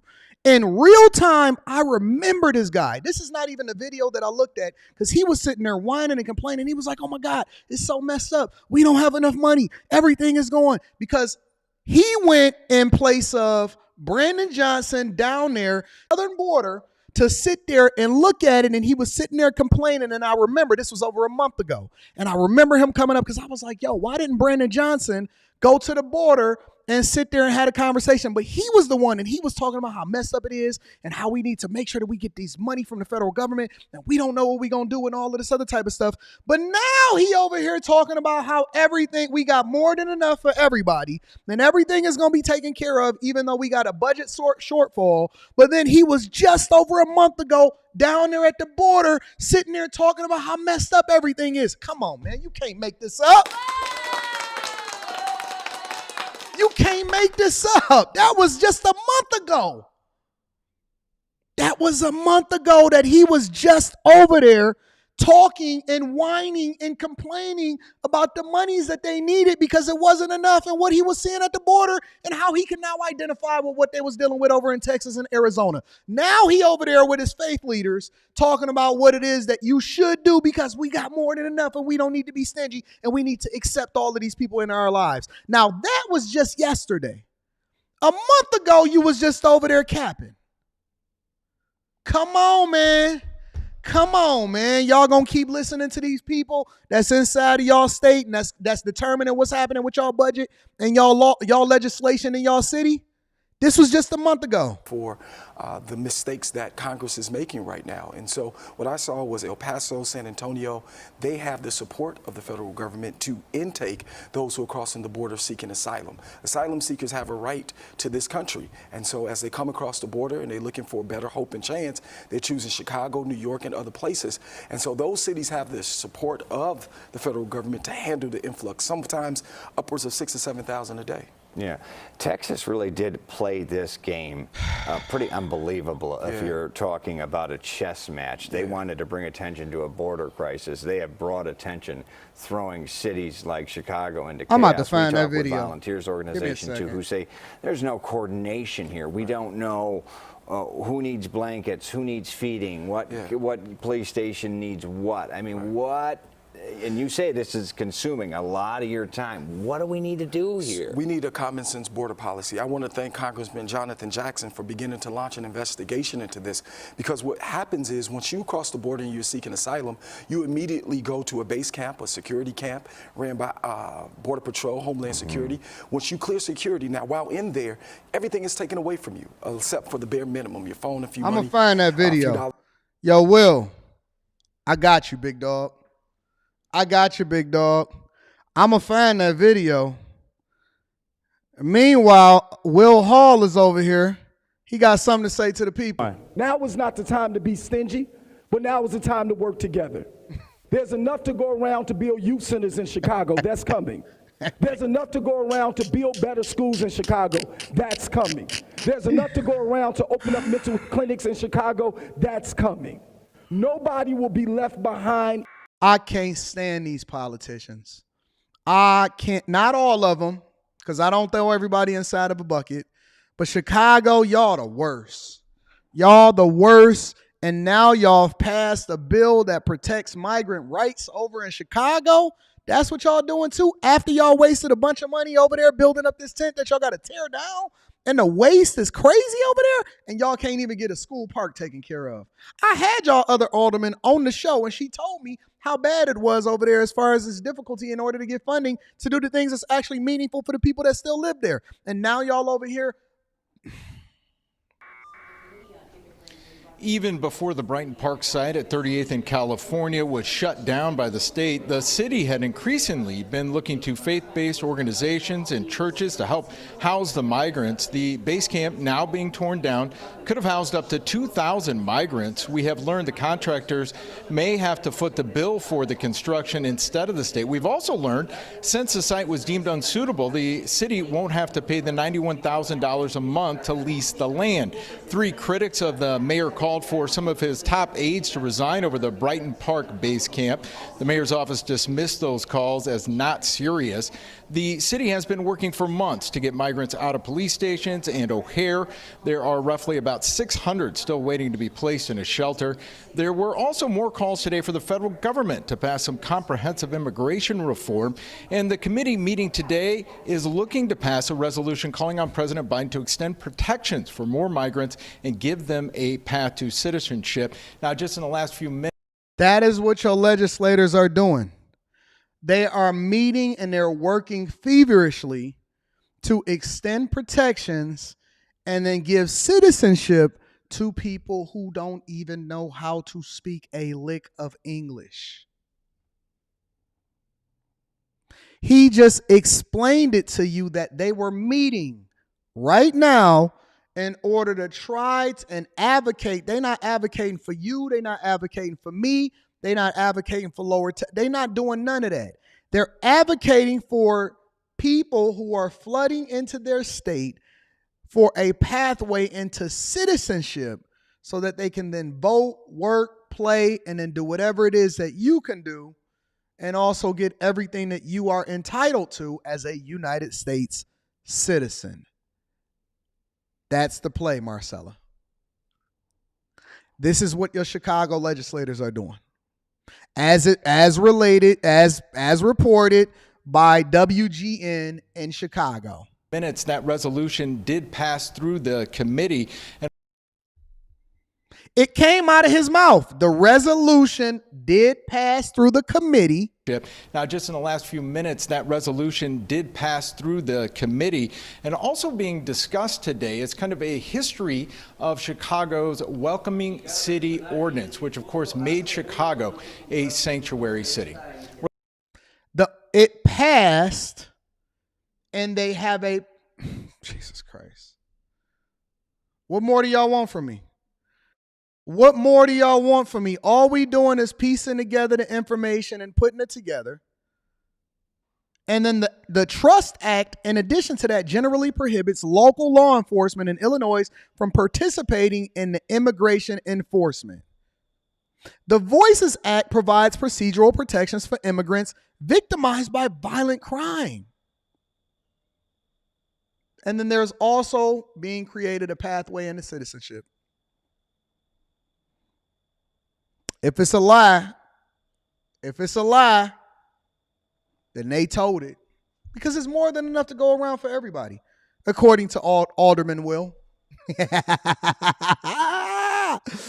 not going to be affected, baby. You are. You the ones that's going to be affected. Let me read some of these super chats, and then we're going to get over into Denver, and then I'm a deep dive into Russell Simmons, and then open up the chat for y'all to be able to call in and say what y'all want to say to me. Anthony M says, literally hit me deep. Currently going through that with my family now. Didn't realize I was the food. Always thought I was helping. Now I know I'm going to change this. Appreciate you, big dog. I needed to hear that. Thank you for waking up, my guy. And shout out to you for the 20 ball. I appreciate you for supporting the platform. Lilith and Aries says, Anton, you need to listen to the interview between Tucker Carlson and Alex Jones on X. It explains a lot of what's going on. I'll have to check that out. No, Alex Jones is a tough listen here on YouTube. That's for sure. Black Silverchair says, today is a good day. Just finished my 3rd semester of NP school. And I have 5 job RN contracts begging me to take their offers right now. Life is good when you align yourself with God. Good morning, Anton. Can we get a round of applause for the Chasers? Shout out to the Chasers, and make sure y'all tap into the Patreon. Link is in the description as well as pinned to the top of the chat. Mr. Lott says, I need James Cameron movie about migrants, guns, explosives, Dora the Explorer, and the works. I need it too, Mr. Lott. I need it too. Thank you for hooking me up, big dog. AL says, the Mexican Carly Russell. Right.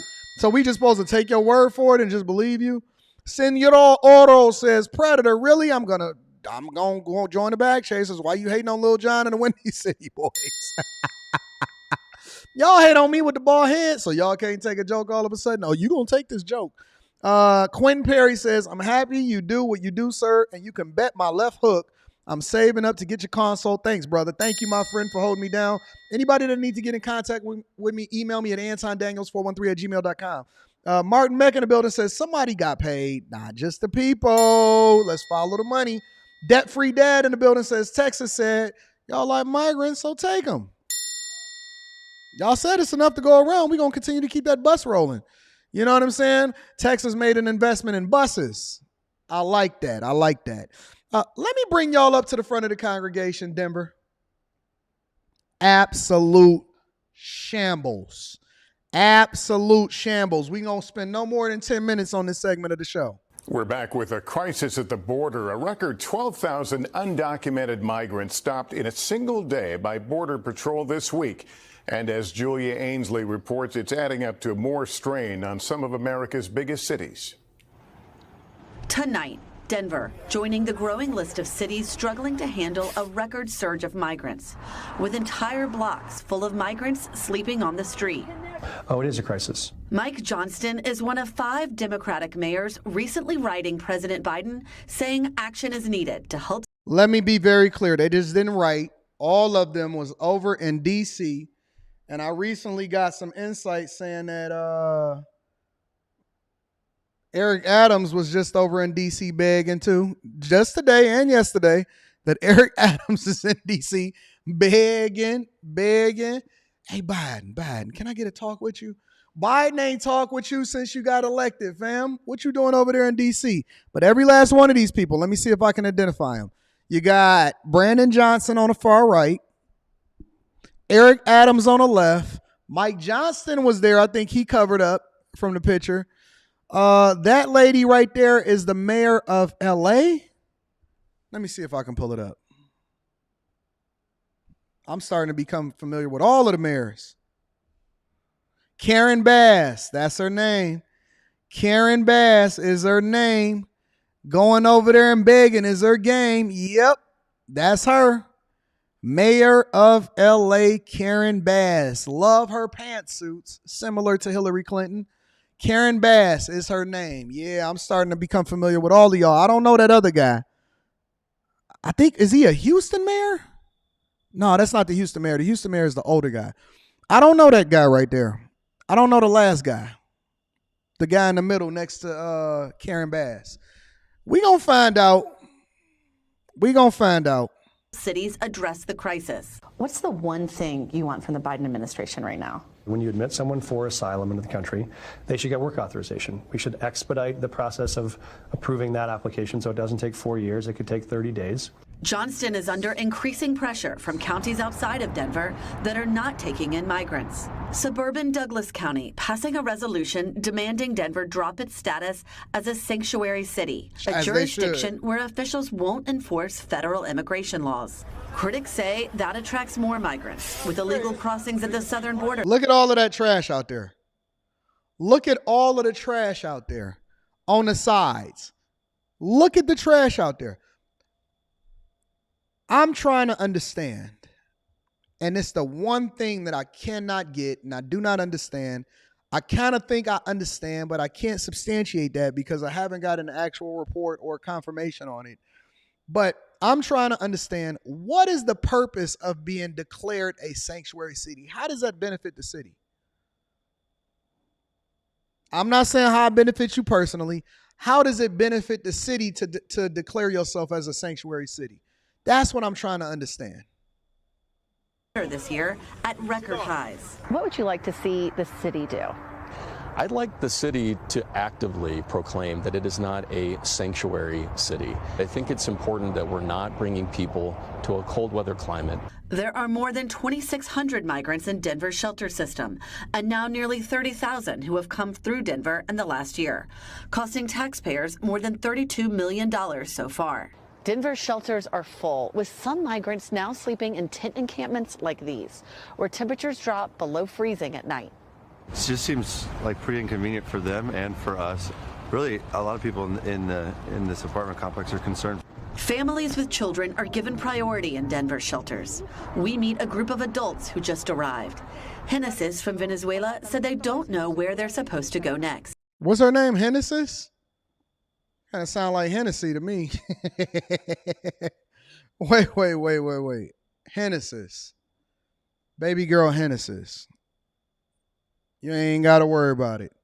You see the man to the left of you and you see the guy to the right of you, they're going to have a much tougher time in America than you, Genesis. Long hair, don't care. You ain't got to speak no English. I promise you. You going to be all right. One thing I know about the United States of the Americas is that they take care of their ladies. Hennessy. One thing was it Hennessy or Hennessy's? My bad. Look at me. I'm already starting to evolve. One thing I know about the United States of the Americas is that they take care of their ladies. Am I right, Marley Mar? Am I right, Leonie? Am I right, BT? Yeah, Trini Life said, I see you, Anton. One thing I know about this, Hennessy, is that you're going to be all right in the United States of America. We take care of our ladies. My Mercedes. We don't know. We have no knowledge. Wait a minute, Hennessy. Why is there so many men surrounding you? Henny. You gotta get out of there, baby girl. You can't be out there in these streets, these Denver streets. I know some people over in Denver. They said that the streets ain't nothing that you want to continue to play with. I know some people over in Denver. You don't want to be surrounded by a bunch of guys with book bags and masks on. That's not safe. That's not safe. It's not a good look for you, baby. Knowledge, direction, location, she tells us. Jan saying, we had to go through 7 countries on foot through the jungle. Beyonce? Hold on, you gonna tell me that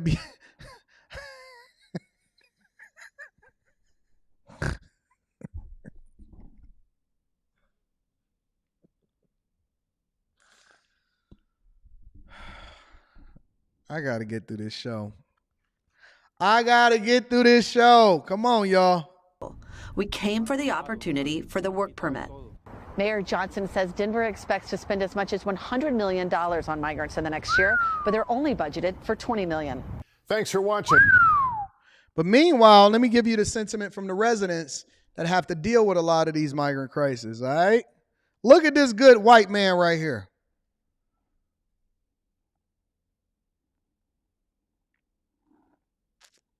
Look at this good white man right here.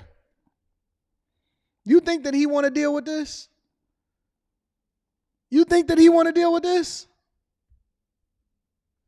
We're focusing on an encampment that went up October 4th outside some luxury apartment buildings in the Uptown neighborhood by St. Joseph's Hospital. It's home to a bunch of 30-somethings, the very demographic Denver wants to attract, but is in danger of losing because residents tell us they no longer feel safe the moment they step outside. The homeless encampments at 18th and Marion showed up October 4th. For those who live in the expensive Kendrick buildings across the street, the quality of life has gone down ever since. Drug dealers are coming by, drug deals are happening, open drug use, there's needles and human waste everywhere. We've had residents reported that they've found people in stairwells doing fentanyl. I have a video of... Come on, man. You're not going to be out here in these good white folk neighborhood doing fentanyl. That's not what we do. You not going to be out here in these good white folks neighborhoods doing fentanyl. That's not what we do here in the Americas, or do we? In your stairway, where y'all get fentanyl from? And where y'all get money from fentanyl at? Where did y'all get money from fentanyl? For fentanyl? And why are y'all taking drugs already? And who hooked you? Of a fire that I had to call out to the person in a tent because it turns out that their tent was on fire because the propane tank was on fire inside their tent.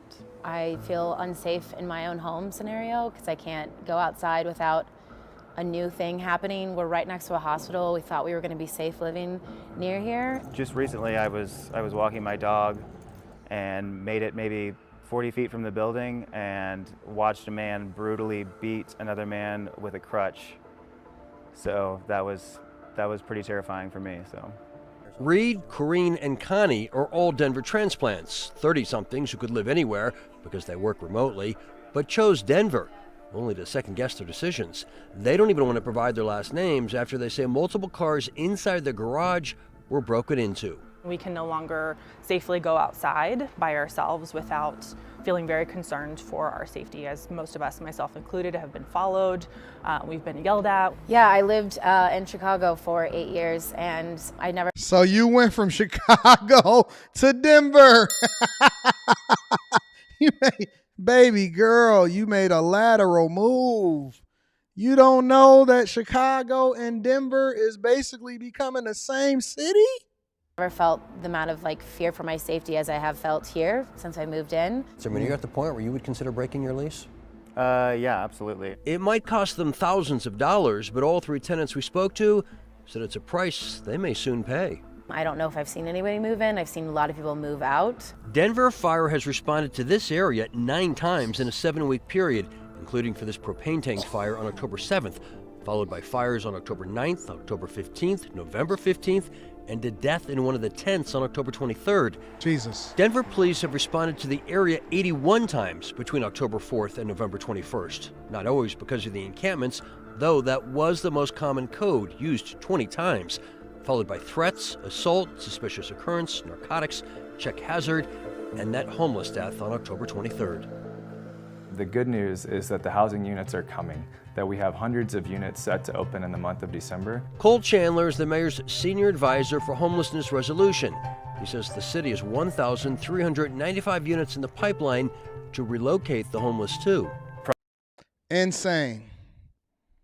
Absolutely insane. Makes no sense whatsoever. But we're going to get there. We're going to get there.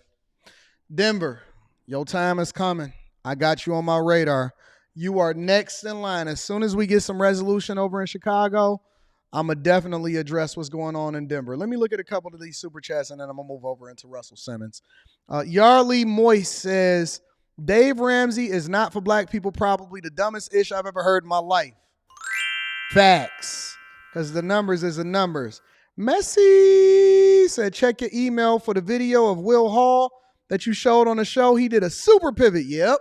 I knew it. I knew that was him. Shout out to my girl Messi. I'm going to have to check that out. I'm going to check that out in a second. We're going to bring him to the front of the congregation next week. All right. So Russell Simmons, right?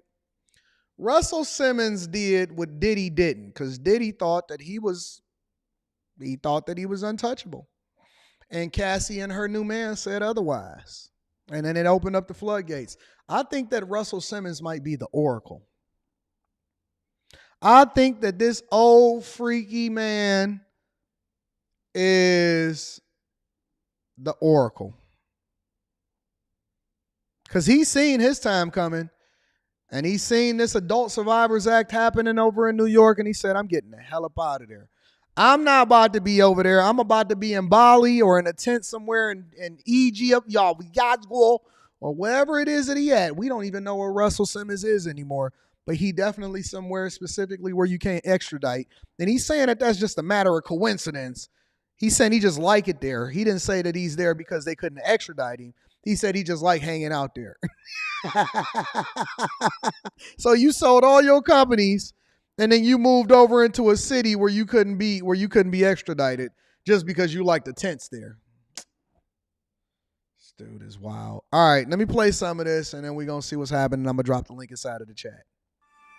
This morning, music mogul Russell Simmons stepping away from his businesses. Russell Simmons, now the latest big name, left. All right, let me fast forward it to this because I want to get to the meat and potatoes. I don't want to be going through all of the news stuff. I want to just get straight to it.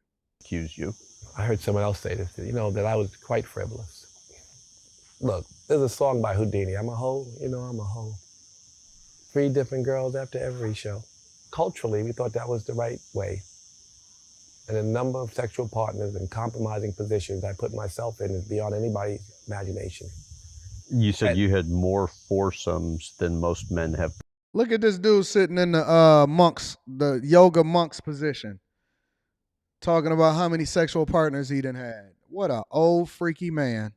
Partners. Yeah. Foursomes than most men have. Imagination. You said you had more foursomes than most men have partners. Yeah, and that wasn't really, I think it was cultural and silly and egotistic and sad and from an insecurity that feeds it, and a lot of reasons why we were that way.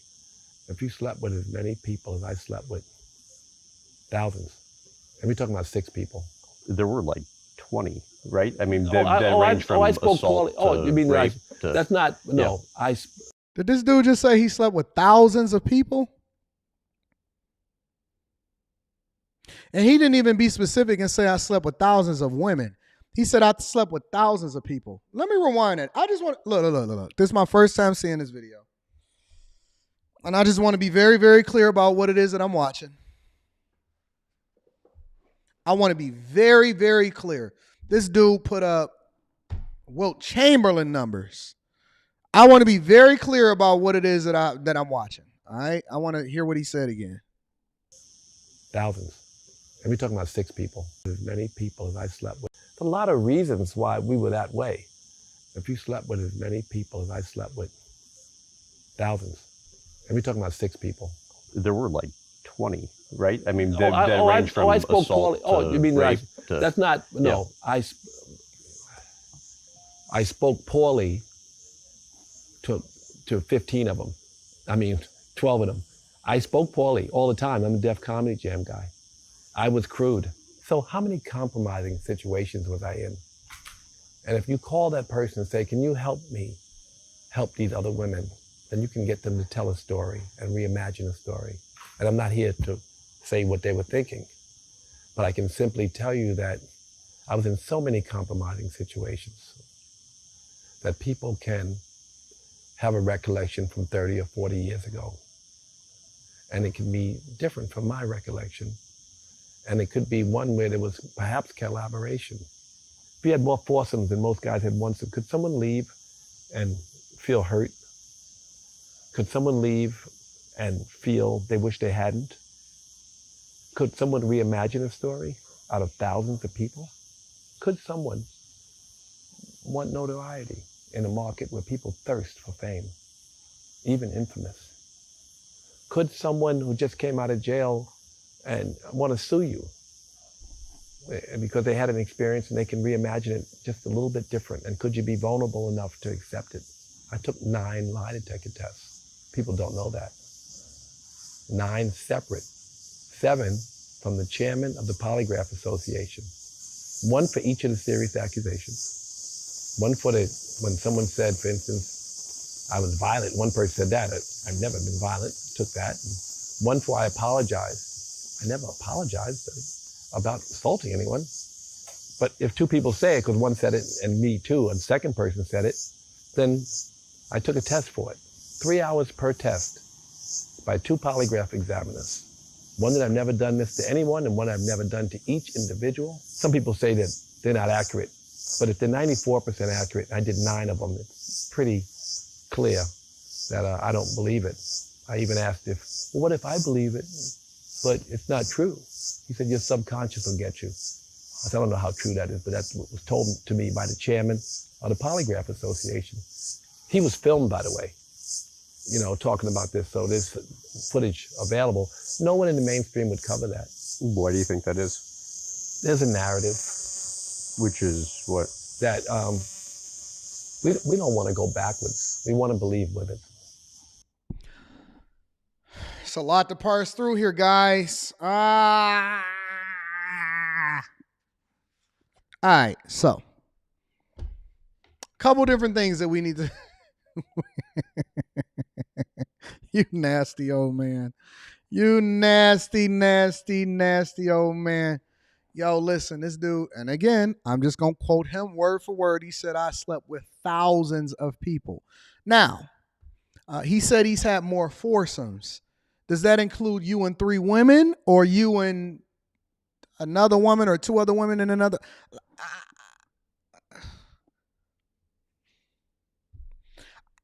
Honestly, I want to know what he eating.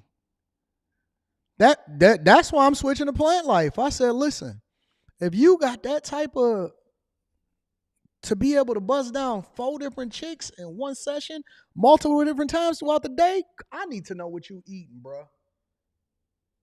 I just want to know what you eating, bro. That's all I want to know. Of all the things I need to, Graham is not asking the right questions. Kristen said this is a whole separate show. Graham is, I know, I get it, but I'm just saying, is it enough plants for you to be able to do that? And I'm pretty sure he wasn't plant-based then. He was, listen, a young Russell, if you watch Crush Groove, he was a young man. I don't think that he was plant-based back then. I'm pretty sure that he wasn't plant-based. That is a more recent, within the last 10, 20 year type of thing that he had going on, where he was doing yoga and doing plants and all of that other type of stuff. I want to know what this dude is eating, or did he get the Blue Chew before the Blue Chew was coming out? You know what I'm saying?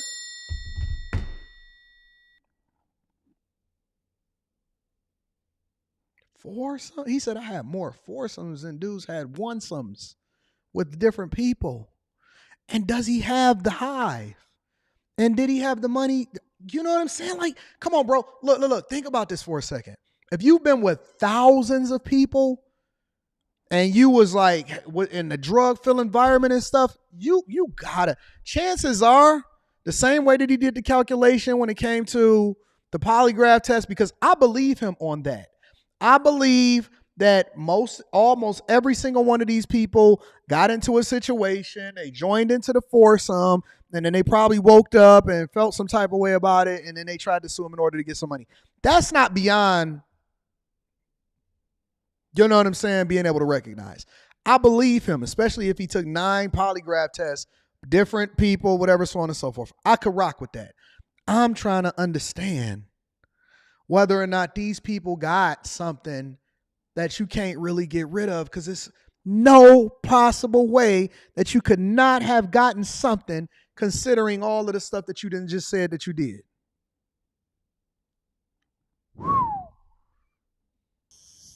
But women and celebrities may be in some cases a little different. But we don't want to not believe women. We have to believe women. No, we don't. We have to give them the benefit of the doubt, but we can't demonize people without proof either. Twitter cannot make a decision. I've never spoken to a policeman. I've never spoken to a judge about anything. Got the heck about it in Americas, though. So who's the judge and the jury here? I'm gonna drop the link. I'm gonna drop the link in the chat for you guys. All right.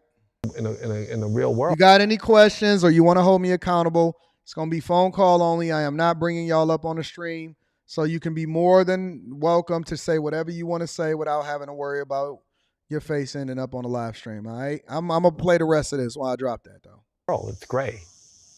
You know, no one's intentionally hurt anybody. It's a big difference. No one pushed anybody, and being pushy is different from pushing someone. It's very gray.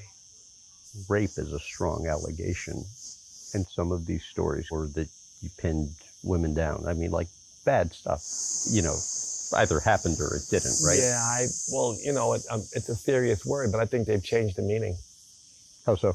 Because I've never been violent to anybody. The rape is a violent crime. So it is a very serious. Somebody jumps out of bushes and rapes somebody, it's different, I think.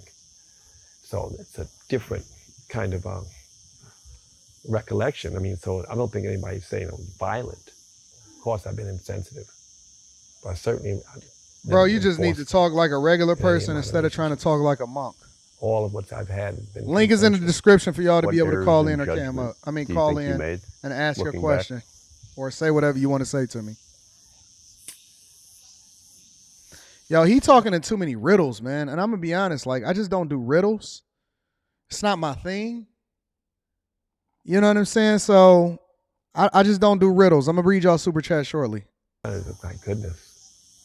You know, we all need to learn to be better listeners. All of us. What? What are you talking about?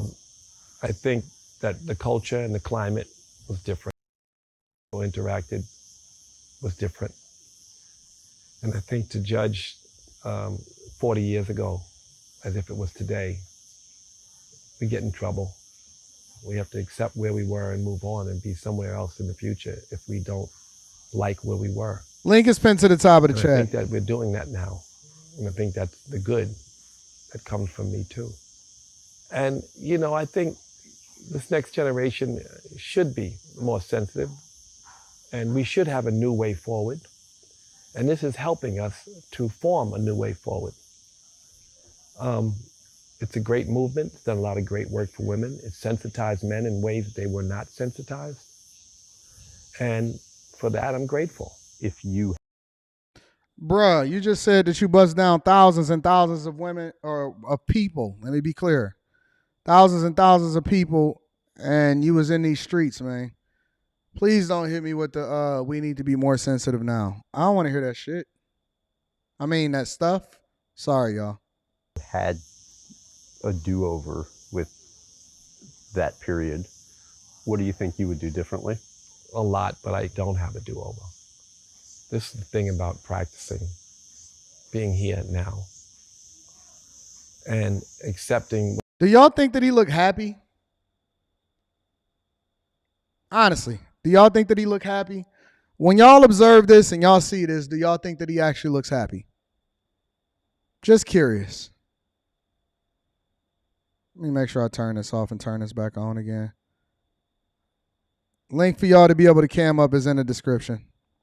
What you learned and move forward. We can't do over.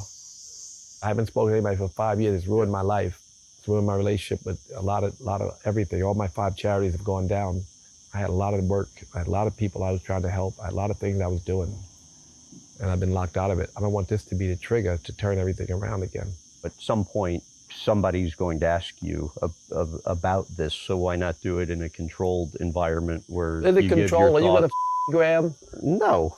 All right, So, well, let's go. Explain why November 23 is an important month for you.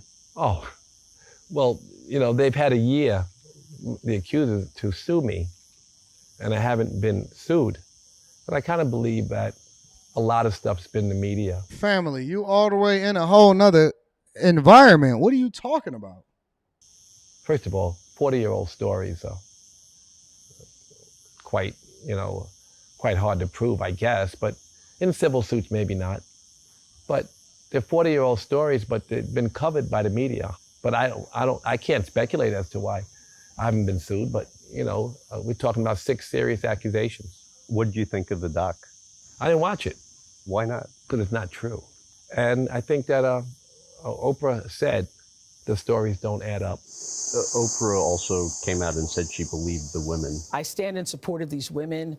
I believe them. It was a hard decision because I knew that Russell Simmons had started publicly pressuring me and that me pulling out of the documentary was going to look like I was being pressured. How do you square the two? Well, she said she believed women, but if you want to call Oprah, I can give you her number. She made a movie about some women and then made it very public that she was making the movie and that she made the movie, and then she walked away.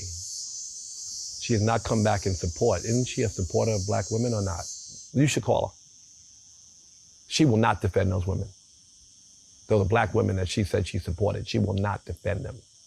She cried on the phone to multiple witnesses that she didn't even know because she learned that hurt people, and that her stories, as an investigative journalist herself, she knows those stories should never have been printed much less made a movie about. I feel him though. Somebody said he looked sick, like unwell. No, he looked pretty healthy to me. He just old. He just aged. Let me look at his age. Russell Simmons age. Oh, he ain't that old. I thought he was really, really old. He's not that old. He's 50. He's 66 years old. He was born in 1957. He's 66, almost. Yeah, he's almost 70 years old. He's almost 70 years old. He just looked like he ain't had no sleep last night because he knew that Graham was coming. What conversations did you and Oprah have during that process? Well, the first thing I called her and I said, I'm glad it's you making the movie because people rush to judgment and you're a reporter. I said, well, have you spoken to anybody who was there at the time or around that time? And then she called them. She studied them. She read their books. And then that's caused her to walk away from the movie. What she had said, just to be clear on like CBS this morning, was that she felt more time was needed, and to make a whole documentary, not about me. Wouldn't. She said to change it. She said to change the whole thing. Is what she told me. She told him she wanted to change the entire thing to a documentary about men in general, about the whole music industry, and that I couldn't be a subject anymore because she had found too much contradictory evidence about the stories about me.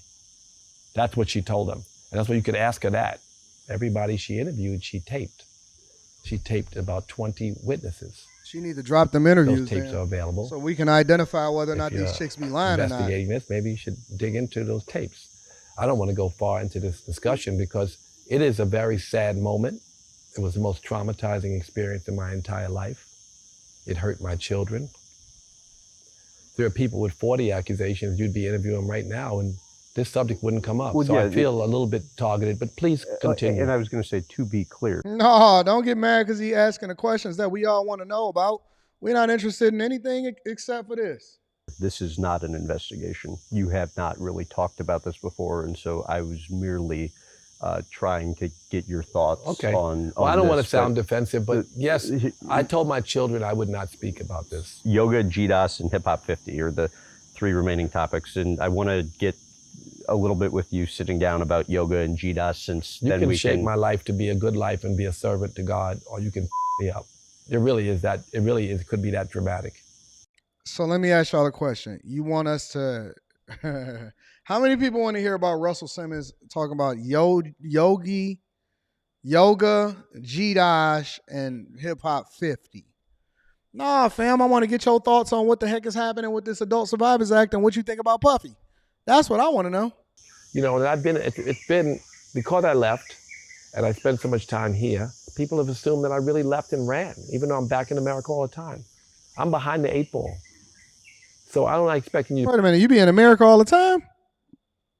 Russell Simmons be in America all the time? Put yourself, make you look like you're wrong about anything, or that you're in favor, but you have the tools. Please don't. You have the tools to provide context, and context in any story is everything. Everything. Yep. What have the past 5 to 6 years been like for you since 2017? Well, I've written 4 books. I built a hotel. We have a talent agency that has 300 people working all around the world. And I live in Disneyland, yoga and vegan Disneyland. So God gave me a new lease on life and new things. Also a lot of self-reflection. How can I make that better? All right, we heard all that we need to hear. My thoughts on this is that I think that he nasty, but I don't think that he's lying.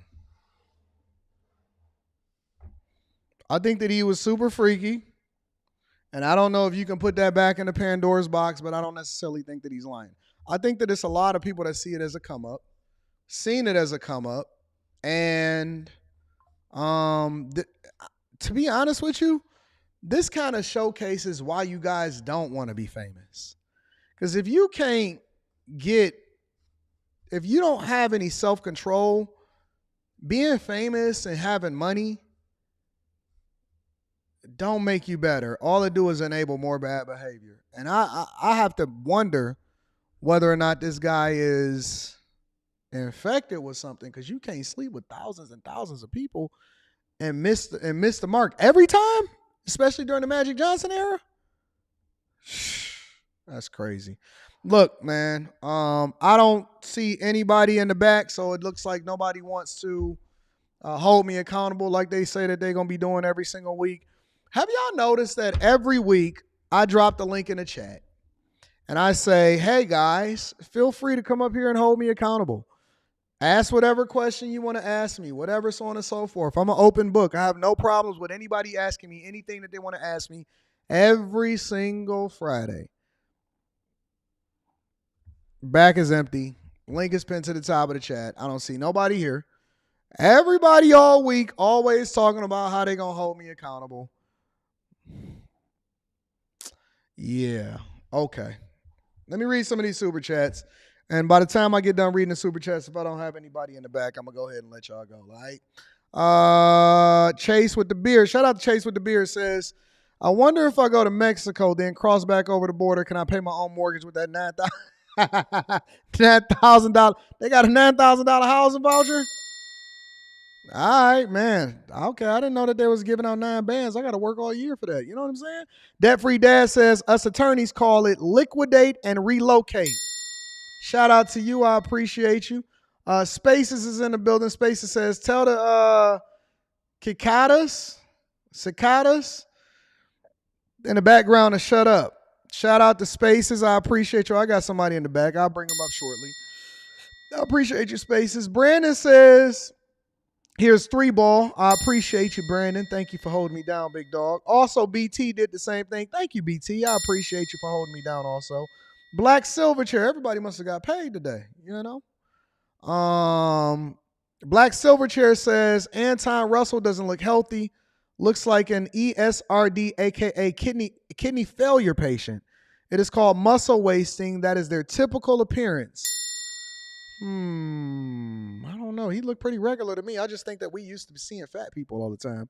Demetrius Carter says he gets to share these stories. Meanwhile, today's men have to suffer because our previous generation past transgressions is wild. Thank you, my friend. And then the glue guys in the building says, thank you for coming out. God bless you and good night. Shout out to the glue guy. Not yet. Not yet. I got to get my people up here to ask whatever questions that they want to ask or hold me accountable. Let me go ahead and bring them up, and then we can go from there. Let me see what I can do. Hold on 1 second.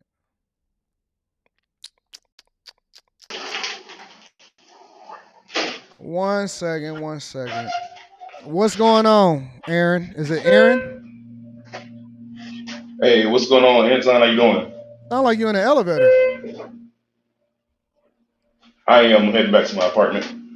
Okay, what's the word, big dog? Cool. Yeah, man, a couple things. First of all, I want to hold you accountable Okay. What you for hold me your accountable diet. for? You gonna hold me accountable for my diet? So I watched the yeah. So I watched the Yaki interview last night, Okay, and shout out to you. it was very informative. I rock with a lot of stuff that he was talking about, and I Mhm. respect it. One thing, so in any other thing in life, whether it be finances, whether it be politics, you look at multiple different angles. Mhm. But with this, you heard one perspective, and from there you went all the way in without looking at anything from another perspective. Okay. They've got so I've done several different diets in my life. How old are you? Some just I'm 33, Okay, go ahead. and some just to see what it was like, and some actually as a lifestyle change. Mm-hmm. But veganism or Do you want to be on a stream or you want to stay in the back? It's up to you. it doesn't matter. You can bring me up. It's up to you. You tell me. Let me get a better background first.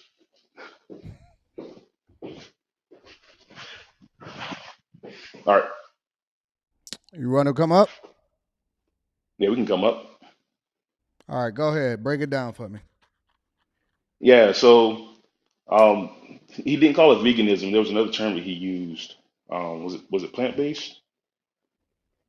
He But suggests that people are all different based off of, well, he suggests that people become more fruit-based and then can be plant-based too, but to stay away from meat is his main thing. yeah. Mm-hmm. So I've heard great testimonials and arguments for that kind of lifestyle, but I've also heard great testimonies and anecdotal evidence, things like that, for carnivore diet as well. Jordan Peterson, for example, is on the carnivore diet. I think Andrew Tate is also on the carnivore diet, I believe. So, a lot of prominent people. So I Did you think that you hear should when he was also, basically breaking down the differences between how a black person's body is made up versus a white person's body? I did, but also Andrew Tate is half black. Well, I don't know anything about that, and I don't know how true it is or anything, but I'm gonna let you get your whole thing out before I respond. Go ahead. I want you to go ahead and say it. But that was pretty much it. Just saying, be balanced and kind of look at things from different perspectives. At the end of the day, you're a grown man, so you're gonna do what you want to do. But I think that for the people, because you do have, if you want to make the argument of the race, then you I'm also not have making white. any argument. I'm just listening. Well, you brought up You can't solve for what it is that I'm gonna say before I say it. Well, no, you already said it. You No, I said didn't. I just you asked asked you if you had observed it. I didn't say anything.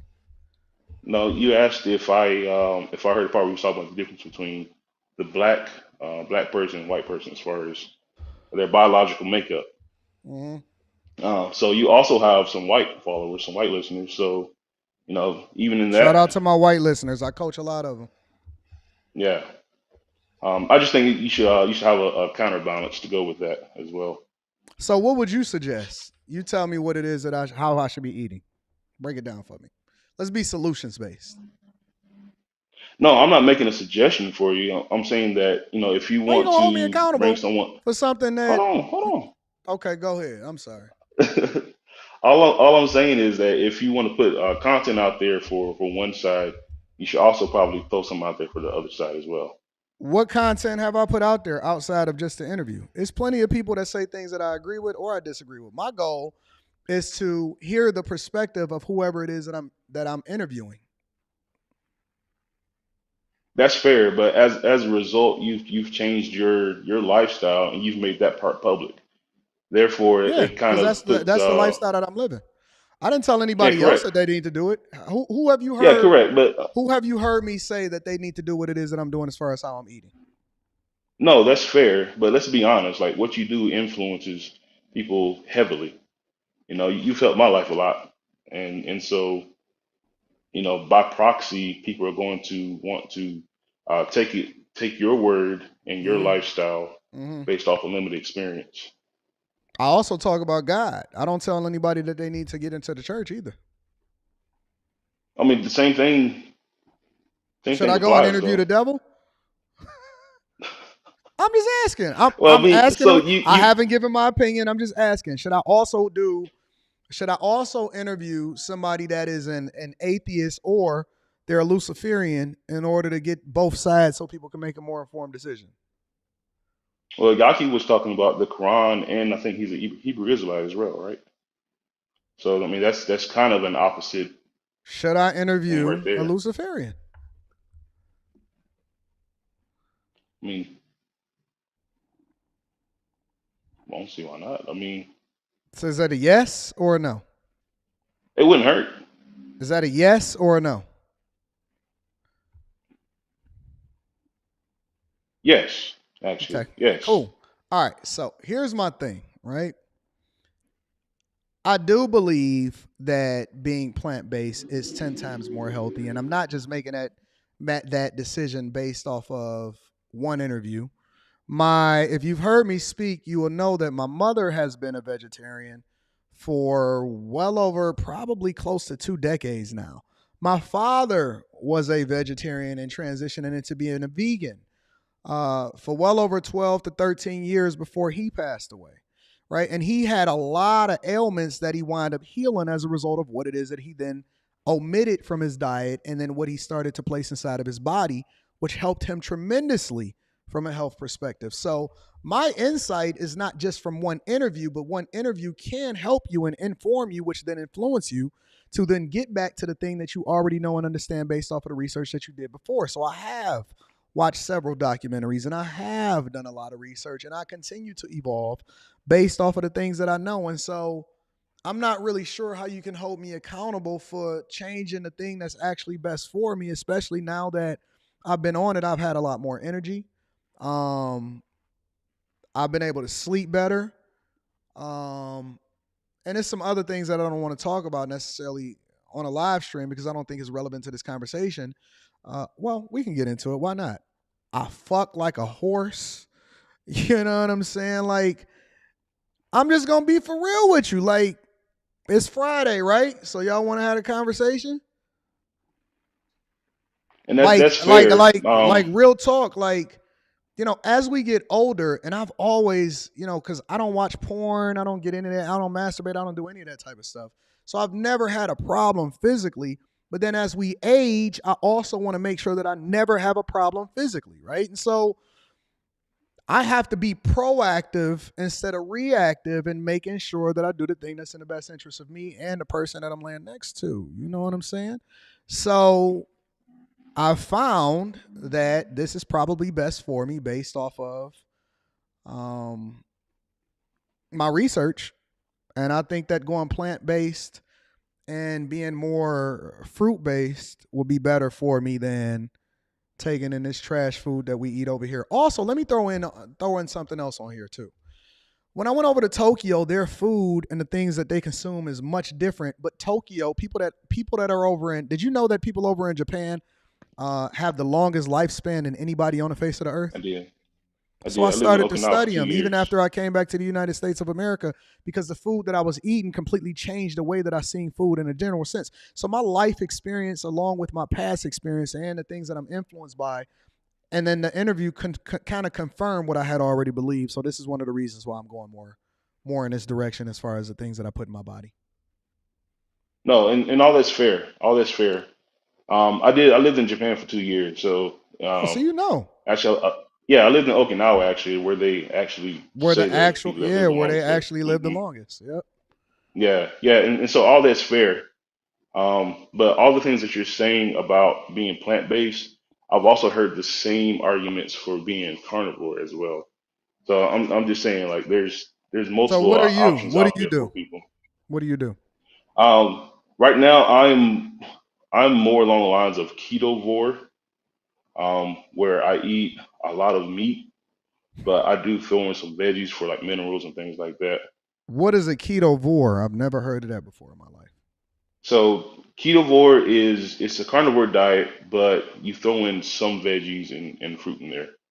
So you basically a regular American. Well, you keep the carbs and the sugar to a minimum. So you're an American. You don't No, you don't go and buy chips, you don't buy candy, right? But you just basically eat like a normal human being. You eat meat, but you throw in some veggies and that's it. I mean, there's no carbs in there either. I think most Americans eat a lot of carbs.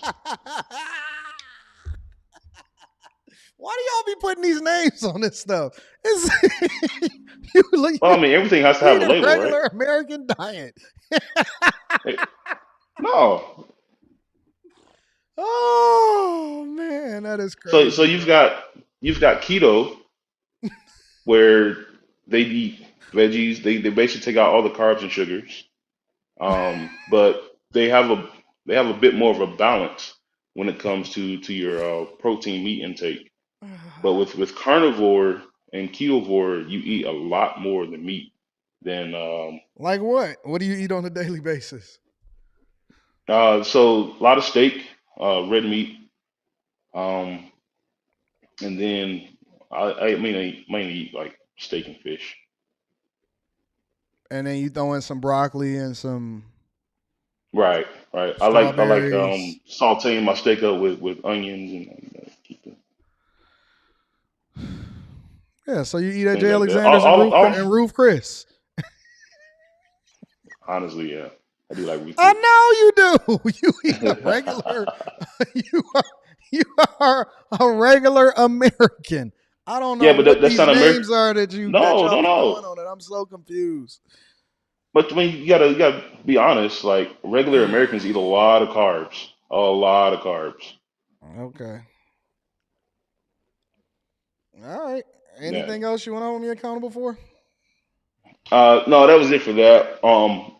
I did want to real quick throwback to a few months ago. I had the super chat that was suggesting that you call your Umar segments Umar bars. You remember that? I don't even react to Umar stuff. I mean, it's just not interesting to me no more, to be honest with you.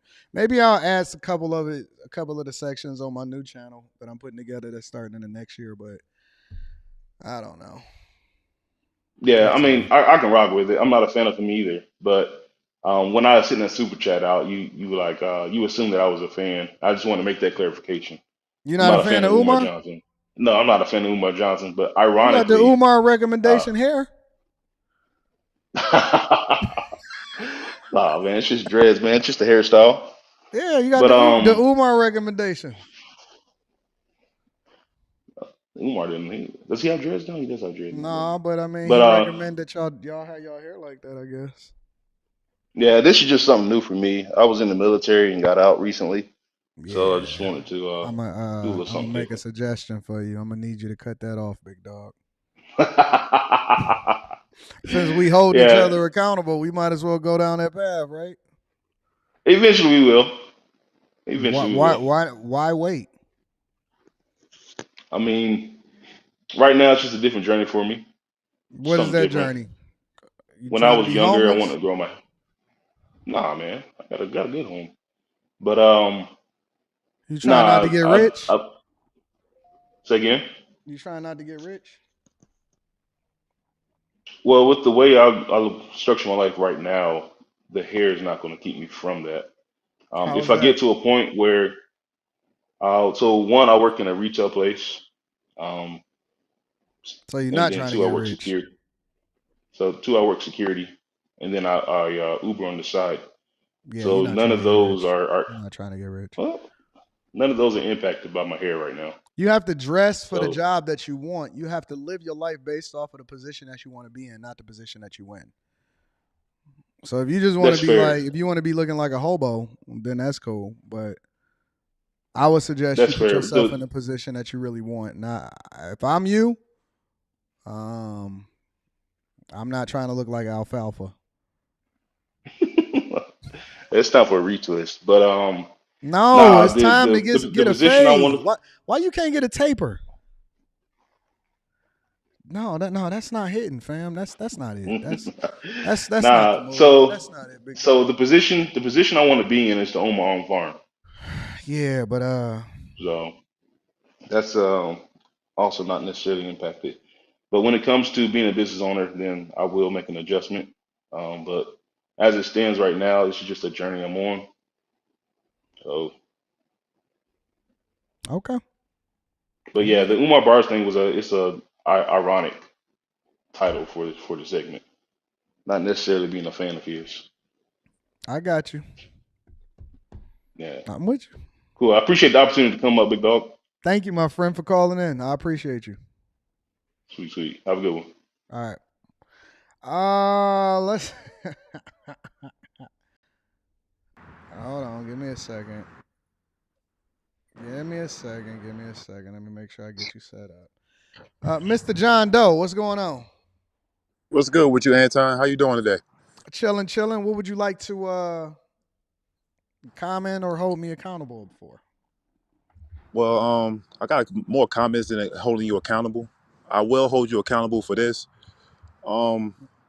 Cause you know I've been following you for a while. I'll be in your comment section when you be putting your shorts and your videos up and stuff.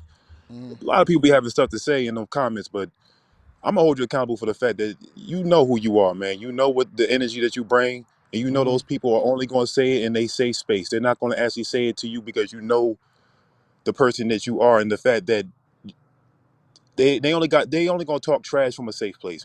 Like they're not You going to holding actually me say. accountable for other people talking trash in a safe space? No, I'm holding. No, I was. It's a joke, really. I was just saying I'm holding you accountable for even thinking that these people are going to actually come up and have smoke to you straight to your face. It's not happening. There's a No, reason. There's that a reason. I think that you always give the opportunity. You never remove the opportunity for people to say what they want to say to you. I don't have no problem with that. That's true, but it wasn't no real accountability. I was just saying they not. It ain't happening. There's a reason why they don't never come up and speak to you straight up. Same thing they did with KFC. He was still here. I'm surprised that people don't. I'm surprised that of all the people that have anything to say about me whatsoever, that more of them are not participating and directly addressing me. And I make my platform available for anybody to be able to call in.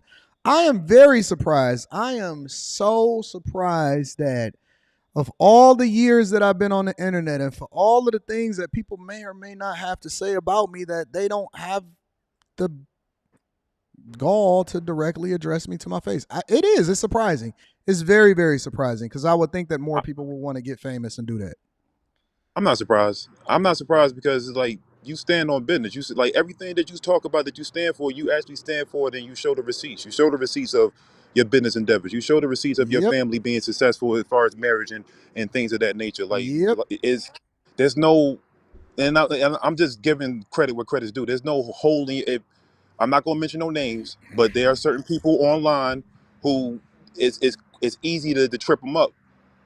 And it's not easy to trip you up. Like if they only gonna go for those easy wins. It's like that prize fighter that picks his battles. You got to They're not understand gonna, what we're doing, though. We in the entertainment business at the end of the day. And so I don't believe that it's about holding me accountable, to be honest with you. And that's what this show proves. It's not about holding me accountable, because we can go bar for bar, we can go check for check, we can go account for account, we can go brokerage account, we can go anything that people want to go. It's not about holding me accountable. It's about views. And that's what people don't really get. People are not trying to hold me accountable, because you can easily do that. It's about whether or not you can leverage a platform or leverage a talking point in order to get views. And so I don't trip about that. I know the game that I'm in. I understand the game that I'm in. And so if they get views as a result of it, then let them get views. I'm not tripping about that. I'm not going to complain about it. I'm not going to do anything about that, because that's the game that we in. So I'm not tripping. It's cool with that. I'm cool with it. So the comment that I have for you, first of all, I shot you out the other day about your being plant-based, because I recently started that like 2 months ago. I don't know if you are you doing raw, are you doing straight up raw, or do you cook it, or you do like a mix of both? No, I kind of I would say more 90% raw. But then I do cook it, because if you go out to a restaurant and you order something, or you out with some people, they gonna cook it. You know what I'm saying? So yeah, it's a mixture, but mostly raw. I'm trying to get to that point. I'm still cooking it, but it's certain things I do enjoy I don't raw. cook So it. I ain't cooking nothing. That's for sure. right. Well, I cook for a living, so it's not hard for me to do that. Like I got you. Like basically while I'm at work, like whatever vegetable we got for the day, I could. It's not like taking time out from my job to make like some chicken cacciatore. It's nothing to throw some asparagus on the grill or something like that. I love asparagus. I love asparagus. I love strawberries, pineapples, watermelon, asparagus, broccoli. You just talk my whole language. The only thing I can't rock with squash. I like butternut squash, but I can't rock with squash, bro. I don't care if you cook it raw. I can't rock with it. Yeah, I mean, you're gonna have your preferences and stuff like that, but right. But the one real comment I want to say to you, and I'm gonna let you go, because I just called the call just to kick it with you, because I ain't got no smoke for you. Shout out to you, like big everything dog. that you represent. You can say whatever you want to say. You with it? I sent you a super chat. I don't know how long ago, but I know it was at least a month ago. You made a comment about Geno Jennings. Yeah. I told you the pastor guy.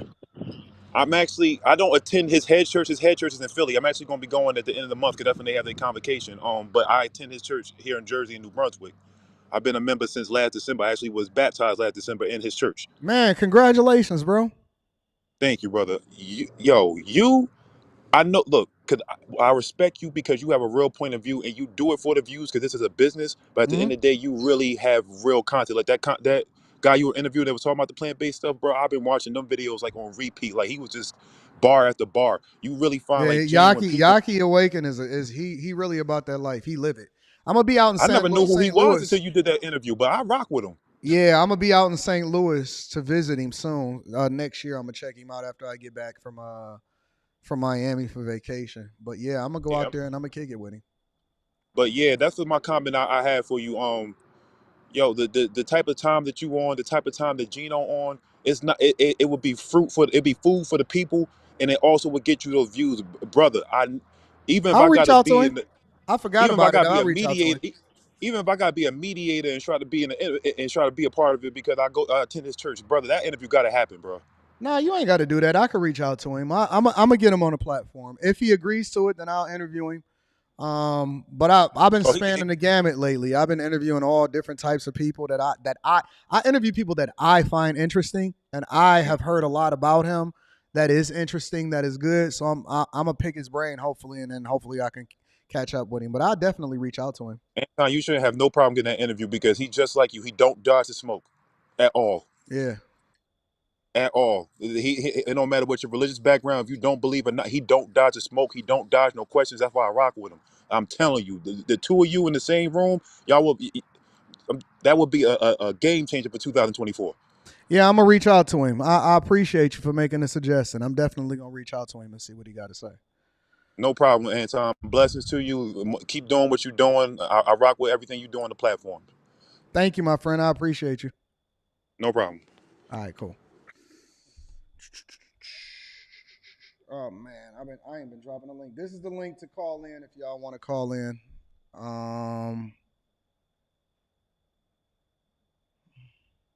I've been highlighting the wrong thing. That's the link to call in if you want to call into the show. I'll give y'all a couple more minutes. I'm gonna read the super chats and then we're gonna go from there. All right. Let me see. I got 4 more that I gotta read into. Is John trying to get back up here or something? All right. Tech Coach Ralph says, just dropping a reminder to get, I'm going to take care of that this weekend. I actually wrote it down. So shout out to my dog, Tech Coach Ralph. I appreciate you, big dog. Thank you, bro. Give you the beat. Brittany B is in the girl. She says she a union board. TR is in the building. TR says, peace and Pan-Africanism. Peace and Pan-Africanism. Peace and Pan-Africanism. Big dog, I'm looking for different ways I can run the bag up. Can I get your perspective on corporate image consulting / image consulting as a career? Only person that I knew that was an image consultant was Kevin Samuels. Vernon, you can disagree with me for as far back as you want. Only person that I knew personally that was an image consultant was Kevin Samuels. Rest in peace to Kev. I actually got a card from his mother and daughter, and so shout out to them. I love y'all. But I mean, I think you should go into anything. Look at it as a hobby first that you can then monetize. Test it out, see what happens, and see how you play into it. I do know one thing, you got to live it. The one thing that Kev had going for him was that Kev had style. You can't deny that. You can't deny it even a little bit. Kevin Samuels was very, very stylish, which was one of the reasons why he was very, very successful when it comes to his image and how he leveraged that in order to continue to build up a fan base and a following that then followed him, in his success. So I don't see anything wrong with it. Enos Loop, just don't let it mess up your regular money. Enos Luby says, vegan for 20 plus years is the best thing ever. I stopped talking to people about how good my life is. My sleep is dope. My energy is fire, and I'm 54 years old. That's what I'm saying. That's what I'm saying. And so that's what I want to be. I just want to continue to live a good life and be great. Brittany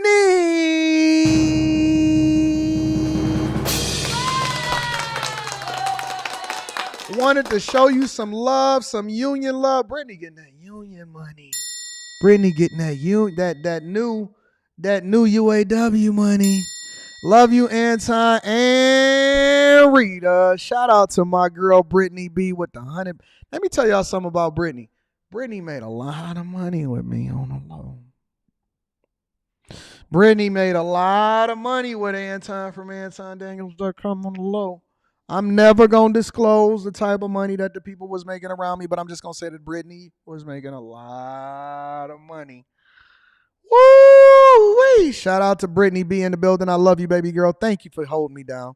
Ash is in the building. Shout out to my dog, Ash. Ash says, AD, congrats on becoming a vegetarian. I have been plant-based vegan since 2015. It's awesome. Shout out to all of my people that are eating better. I'm going to just say that because, you know,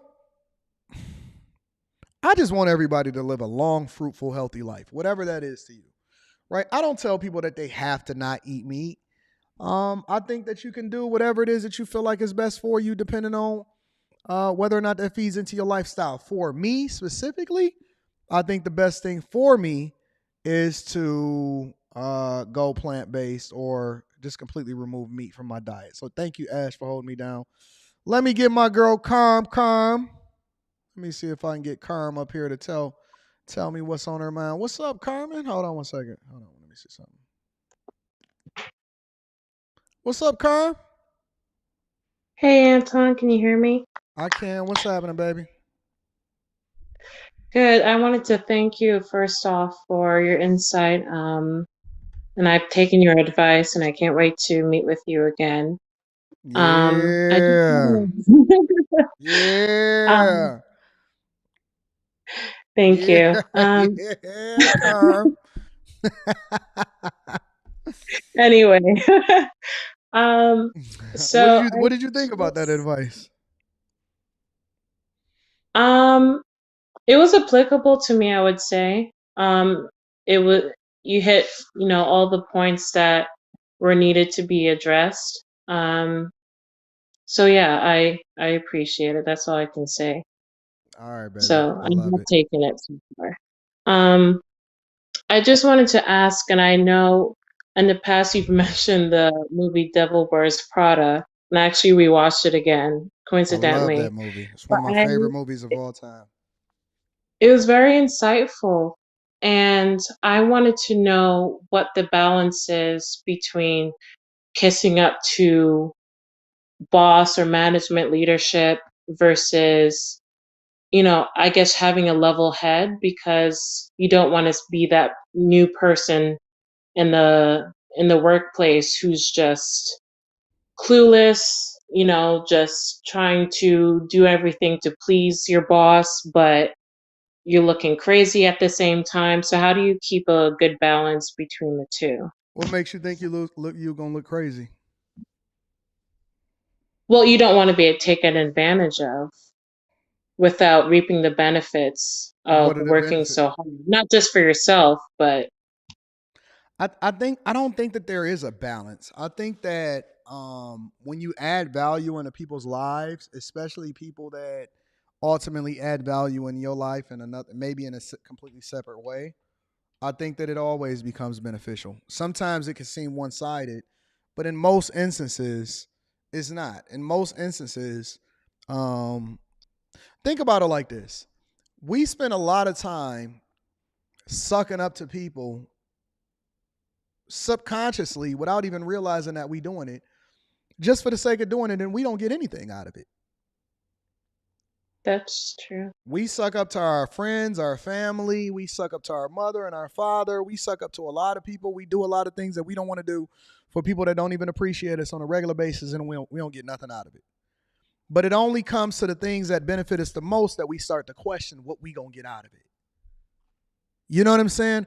When you give or you give freely, when I jump on this live stream every day, I understand that I'm going to benefit from it because I'm a content creator. But when I started doing this, I didn't know what it was going to be, but I definitely understood that I needed to add value into people's lives before they started to realize the value that I had for them, right? So in a lot of instances, as long as you give without it taking too much away from you, if it's not costing you money, if it's not ruining your life, if it's not driving you down a pathway in which you're going to be drug induced or something like that, I wouldn't even trip about it.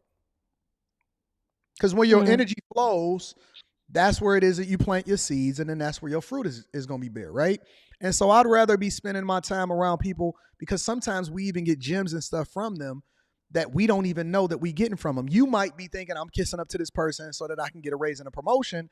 And in a lot of ways, they mentoring you and they showing you, just by you having access to them, the ability for you to be able to actually move a little bit differently when you get in a position to then get to the bag, right? They showing you a lot of things. So you don't know where the benefits come from a lot of time, but I wouldn't measure it by what you get out of it, because sometimes that measurement is flawed. I would measure it based off of where is it that I want to put my time at, and who is it that I want to spend my time around, people that's more beneficial for me or not. And then I wouldn't necessarily pay attention to what they doing for me or anything like that. I would just spend my time around people that's beneficial for me and divest my time away from people that's not adding value into my life. That's how I would focus on it. I like that, because I see a lot of fellow staff who's been with the same company or doing the same exact job. I mean, kudos to them, but for 20, 30 years. Oh, that don't mean stay stagnant. I built relationships on my way out the door. Yeah. You know what I'm saying? Like, you can still, wherever I'm going to be that. I'm going to be the man. I'm going to be building relationships. I'm going to be having fun. I'm going to work very hard. But it doesn't mean that I'm going to stop doing what I got to do as far as what my objective is in achieving my goals. If that goal comes as a result of me having to leave that company after 2 or 3 years, then I'm still going to be great for you while I'm with you. And I'm going to build a relationship while I'm on my way out the door. Yeah, I appreciate that. You know what I'm saying? That's true. So don't limit your opportunities just because you add value into the space that you in. Right. They'll remember you. Right. They'll remember you. I know. But yeah, that's really all it was, and I just wanted to say thank you. But yeah, that was pretty much it. All right, babe. Let me know if you need anything, okay? Thank you. All right, bye. Bye-bye. I'm going to go to Lester, and then I'm going to come to Vern right after that. Give me a second. What up, Lester? What's up? Good afternoon. Chilling, my friend. What's your thoughts? Good. Two things. First thing, I still have to bring you to the front of the congregation. Okay, go for ahead. Monday's end stream, you know? Monday? With that whole DoorDash, the DoorDash delivery girl. You left. We're all wondering what happened. We didn't hear nothing. You tried to dodge the super chat, so we're wondering what happened. Ain't nothing happened. She cool. She was just good people. She had good energy, and so, you know, she gave me my food. Okay, I don't know. People in the chat were saying you're running, you're out of breath, so we're wondering what happened. I wasn't out of breath. I was chilling. Never. Okay. Second thing I'm asking for is with the Patreon, right? You have a lot of good content on there, but can I advocate as a bag chaser that we could get some more content that could help us, like overall, rather than like in just what? on What specifically YouTube. do you want me to do a video on next? After I drop the one for this weekend, what do you want me to do a video on? Oh boy, that's hard. But See, I would say something you gotta on be specific. okay. You gotta be specific. Something on self-growth, self-improvement for at least the new year, a new mindset of going into the new year. Something along those lines, like, you know? I got you. Because, I feel like you're a wise guy, right? You know a lot of things that we don't know. You've been through a lot of things. So the words of advice could really help a lot of people, right? And I'm pretty sure a lot of people look up to you or look forward to your knowledge and what you have to say, right? Yep. I'm a bag chaser. I love what you do. But I feel like we need a little bit more content on the Patreon. All right, I got you. Bet. At least for us, who are, Going into the shelling in new and year, I got proceeding. you. Exactly. And we need a Patreon meetup in Toronto, please. I'm coming to Toronto. I'm going to wait till it warm up a little bit, but I'm coming to Toronto. Oh, okay. That's a while then. All right. All right, man. Thank you, though. Have a good day. All right, my friend. Thank you. Shout out to the Chasers. Let me go to Vern. Let me see what Vern talking about. Give me a second. What up, Vern? What's the word? Chilling, my friend. What's happening? Oh, nothing. I can't have him, big dog. First of all, I appreciate you giving me the opportunity to just come on and speak on your show. You know, you speak real facts and everything. But I kind of wanted to bring you to in front of the congregation on something. All right. That you What said. am I coming to the front of the congregation for? All right. This so I don't know time. if you remember, you did a show, and then you know, I had made a comment, and you stopped the show and you called your wife Rita, was like, "Hey, where I just buy this house at? I just bought the house in the city of Detroit." You don't remember that? How long ago was it? That was a minute ago. So I've been trying to jump on, but you know, my schedule and everything. Give me a rough timeline. Maybe like October, give or take, somewhere around there. But anyways, what you were speaking on was you were talking about kind of like Chicago, what's going on in Chicago. Oh, the issues of the city. No, I'm from St. St. Louis, bro. You know, this is the true Midwest. You know, I know you from the D, That's but you where know. Yaki is from. Yaki is from And St. Louis. I was just going to say, and you just did that. You know, I don't want to say it because you know I'm part of the Patreon, but you did the interview, so I appreciate that. You definitely got to go down there, go tap in with them. I'm flying down there. All right, cool. Well, essentially, what you were saying though was, you was like, you know, you had bought a house, you know, you got your house where you live at now. And then I was like, well, Anton, you kind of stay far out. So like the issues of what's going on, it don't impact you.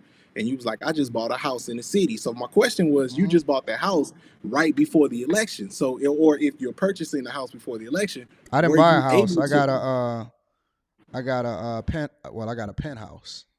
Okay, a penthouse. So with that, does that give you in the city, did they give you the voter registration card to be able to elect the officials in the city to make the change, and did you do it? That's one. And then the second one was crime happened. You want me to answer the first one first before you ask? Yeah, go ahead. All right. So my official residence is not in the city right now. First, I don't even move in until February. Okay. Because the actual building itself is not going to be ready until February. So that's number one. Number two, it's not my official residence, but it is a property that it's actually a business property. Okay.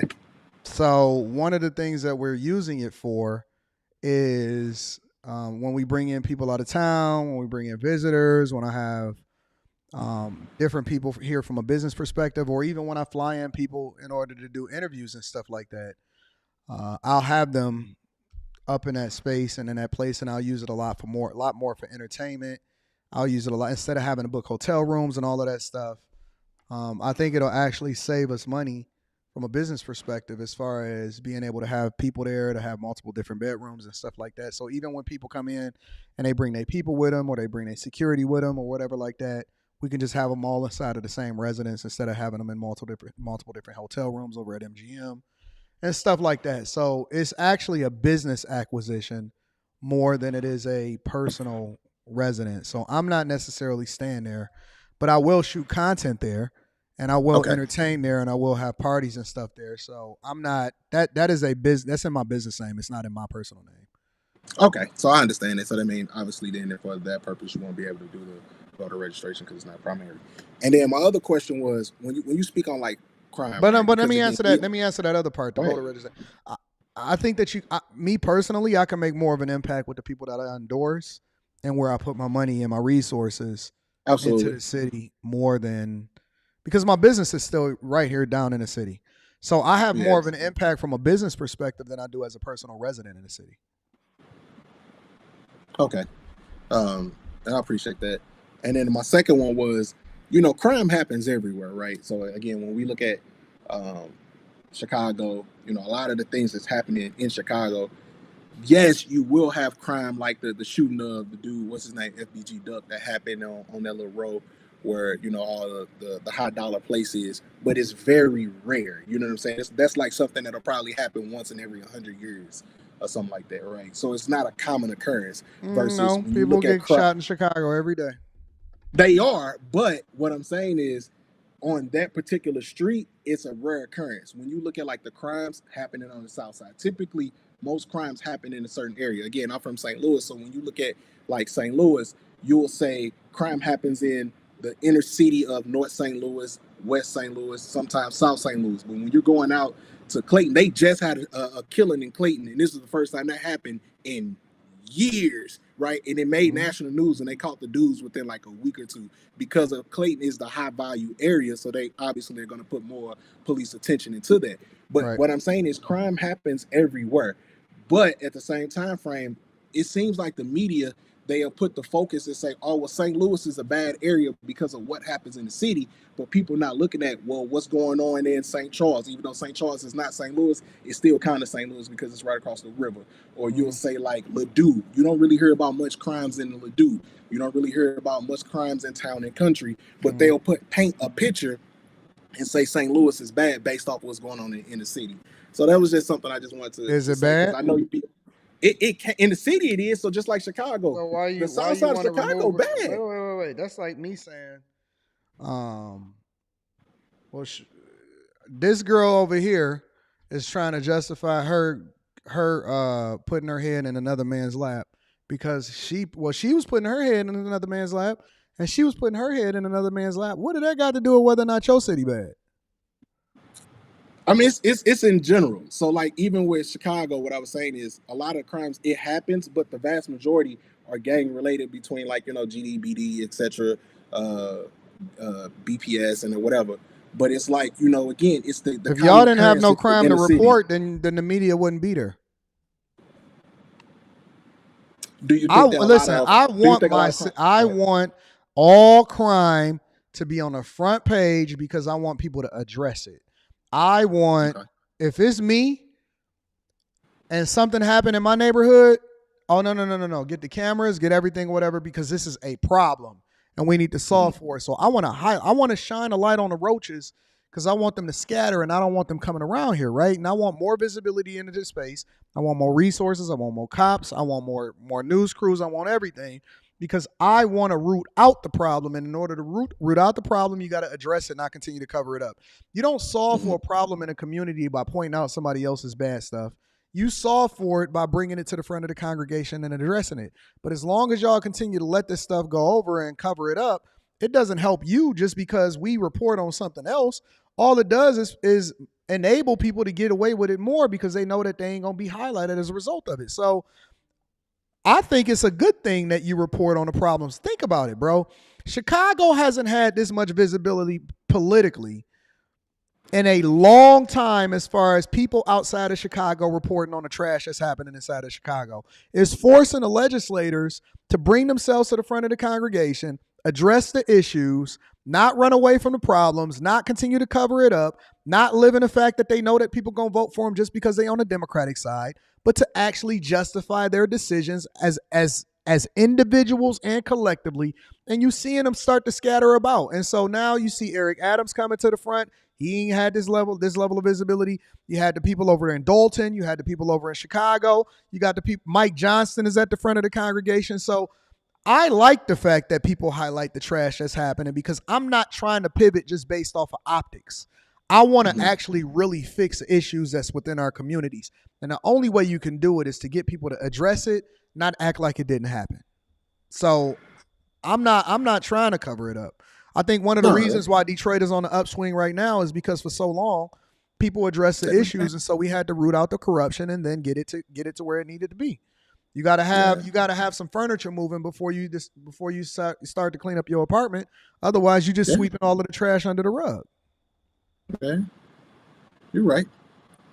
I just think that sometimes it's like the media will portray a certain area, and again, it's like when we look at crime, we don't really see too many national news of child molestation, which is a horrible crime, and it happens in a lot of these. So you want the media areas. to focus more on the stuff that ain't relevant to you. It can be, because again, if we bag chasing and we moving into these areas, that's gonna impact me too, right? If I move into, I don't know much about Detroit. I ain't never been to Detroit, but let's say upper echelon area of Detroit, right? We move there. these are crimes that's happening there that's going to impact me, that's going to impact my children as well. Oh, so you care about where it is that the media is putting a light on the places that you actually want to go to. But the places Right, more that you than just live in, one the particular places that city. you live in, you don't want the visibility into that though. No, I want the visibility everywhere. Everywhere, but don't just pinpoint it to I want the and visibility say, where I'm gonna be at. okay. If I'm not there, I don't care. But anywhere that I'm going to be affected in is where I want the visibility at. Okay. All right. You want to bring any more congregation visits that you want to make? No, that's it. And then other than that, you always speak on leveling up. I was posting here, I'm a IT system engineer. So you just, for the longest time frame, I thought like, hey, you know what? I'm an engineer. I'm good. And then just listening to you, I kind of want to give you your kudos because now it's like you got me thinking, man, I need to go, engineers here. Now I need to go to the next level. Like, what's next? Yeah. You know what I'm saying? Shout out to want you. Sit here? Appreciate it, man. But it's you really been making me be on my A game for real, man. So I appreciate you with that. I appreciate you too, big dog. Again, thank you for allowing me the opportunity to come in front of the congregation and even just have a conversation with you. Thank you, bro. I appreciate you. I'll holler at you later, bro. All right. Kent Kung Fu Hustler is in the building, says, as long as they don't send no migrants to Indianapolis, I'm cool. Blue, stay blue, play the fool. I love Indianapolis. Y'all got one of the best zoos. Horrible strip clubs, phenomenal zoos, but I guess that's a good thing, right? Indianapolis is largely considered one of the greatest conference towns. They have a lot of places where you can do a lot of conferences and stuff like that. So when I visited Indianapolis, it was a great place to visit. I loved Indianapolis. Very corporate, very sterile over in Indianapolis. And then I rented bikes and I got a chance to go to the zoo. I heard the lions. It's probably not a lion one, but it's okay. Shout out to Indy. Shout out to ABJ's Wise, Strong, and Safe says, to quote Chris Rock, when I go to the ATM at night, I'm not looking over my shoulder for the media. I'm looking for the ninjas. Yeah. Shout out to ABJ's Wise, Strong, and Safe in the building. Listen, y'all, it's been a great show. It's Friday, which means that I don't want y'all fumbling the bag. So make sure that you take care of your business and you get on top of things. Also, on top of that, we got new shows coming into the new year. And I got a new video that's releasing on top of the Patreon. So make sure y'all tap into the Patreon. Link is in the description as well as pinned to the top of the chat. Also, make sure you take care of each other. Make sure you're friends. And then make sure you do the right thing that's in your best interest, not things that people are advocating to do based off of how they feel. You do what's best for you. Be selfish before you be selfless, because you cannot pour out of an empty cup, and you got to get the beam out of your own eye before you start focusing on other people. And then I need you guys to do me one more favor before we get up out of here, all right? Make sure you share this with your family and friends. We don't want to be successful by ourselves. I love you. I appreciate you. Thank you for always holding me down here at the Millionaire Morning Show. I'm going to holler at y'all later. Peace.